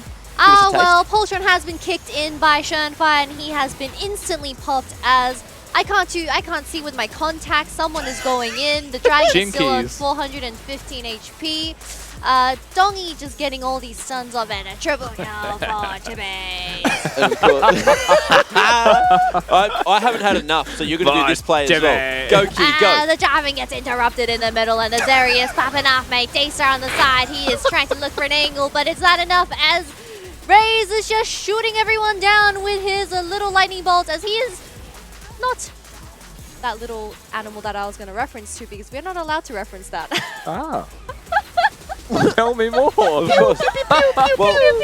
well, I'm lost. Either way, look, this was a Ray's big play coming through, and it definitely got them and helped them get that dub in the game you just witnessed between Chiefs and Bliss. Now, look, let's turn the discussion as to which of these 2 plays you guys like better. And Twitch chat can roast us if we're wrong. That's your job, Twitch chat. Let us know what you think. And let me know what you think. Number 2. Number 2? I think play Number number two. 2. Yeah? Yeah. Number 2? The Raze Number quad. 1, number 2. I like number 2 because it's Raze on the quad and Liv teleporting to the UFO. We above. don't want play of the day to be mistakes, but both have options for mistakes. So, I don't know, man. I don't want to pick. Zeri, Jerry. I hecking love Jerry. I took a look at the statistics. Zeri has an 80% presence in the LPL, in the LCO. Do you guys want to guess? Want to guess? In the LCO 20. for playoffs or for the whole split? I don't know which one I looked at. Let's just give a number. 35. 20. It's closer to 35. It's 30. What, presence or pick rate? Presence. Present. Presence is pick and ban. Presence? Most of them would be the Chiefs. too. Present. Presents. I got a present for you. It's called the bracket, huh? Let's have a quick look at the bracket after today's games. Of course, Group A, that's what we saw earlier on in the day. And what we're going to be seeing at the start of the day tomorrow, 5 p.m. for that lower bracket match between DW and Mammoth. And we'll see if Mammoth's going to be able to maybe cause an upset, maybe stand a chance, because that first game against PGG had 2 of the fastest games we've seen so far in the group stage. Of course, recap, PGG took them down 2-0. And looked, stellar in the process, and is going to be that first team, or was the first team to qualify for the LCO playoffs. Let's jump on over to Group B as well, which is what you just saw here on stream. That was Chiefs and Bliss going head-to-head, which went all the way to 3. This group rather seems to have a lot of 3-game series so far. The last time these 2 faced, though, it was a 2-0. Mm-hmm. That is true. That is true. It was a pretty quick one too, and Team Bliss looked good in the process. So we'll see if Kanga can maybe get some kind of revenge, or if Team Bliss are going to bounce back and do some angry gaming after the L they copped today. Let's bring up the schedule, of course, for tomorrow, which is a similar affair. 5 p.m., 8 p.m. are going to be the game times. First game, Direwolves up against Mammoth. Second game at Bliss against Kanga. We might be in for a faster night unless Mammoth and Kanga want to bring their A games, because you've got to remember these are elimination games as well. So there's a lot on the line, Kitty. Yeah, a lot on the line. 2 organizations on the line, actually. But Dials vs Mammoth is definitely going to be quite the spicy one. Because Dials, I believe that I have heard word from Zoranus. He said that they weren't just in form for today. So it definitely will be a form check for tomorrow where they will be ready for the Wednesday as well. And then Team Bliss, I mean, they're up against Kenga Esports. And Kenga, I believe that they just won up against GZ. So they are high on the morale. And morale is very important when it comes to competitive League of Legends, and the mojo definitely exists. Mac, Mojo it turns Jojo. out the reason Kitty isn't here on the 3rd day of every LCO week is because she can't say the name of the day. And until that point, she can't be on. Ah. Well, look, if you want to come in and challenge Max for that position on the couch on a Wednesday, you'll have to be able to pronounce... Sorry, what? I can't say that word anymore. What's that show on Netflix? Thursday? No, the other one. Probably a Thursday. Had something to do with the Addams family. Oh, Saturday. Are we done? Yeah, we're actually done. Okay. Look, Kitty's just not going to say it. I couldn't bait her. Either way, ladies and gents, we got 2 more big nights of League of Legends here on the LCO. Thank you for watching. I hope you all enjoyed. We'll see you tomorrow for some eliminations. Who's going home? Find out then. See ya.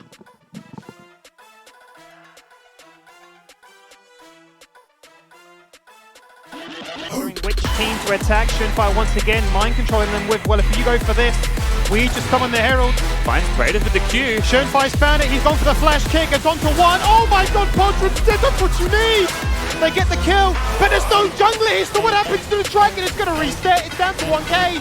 Still agonizingly close, it's still alive, but it's a double kill now for Chippies, who says forget about the Dragon, 400 HP or not, we're much more interested in winning this team fight, and win the team fight they do.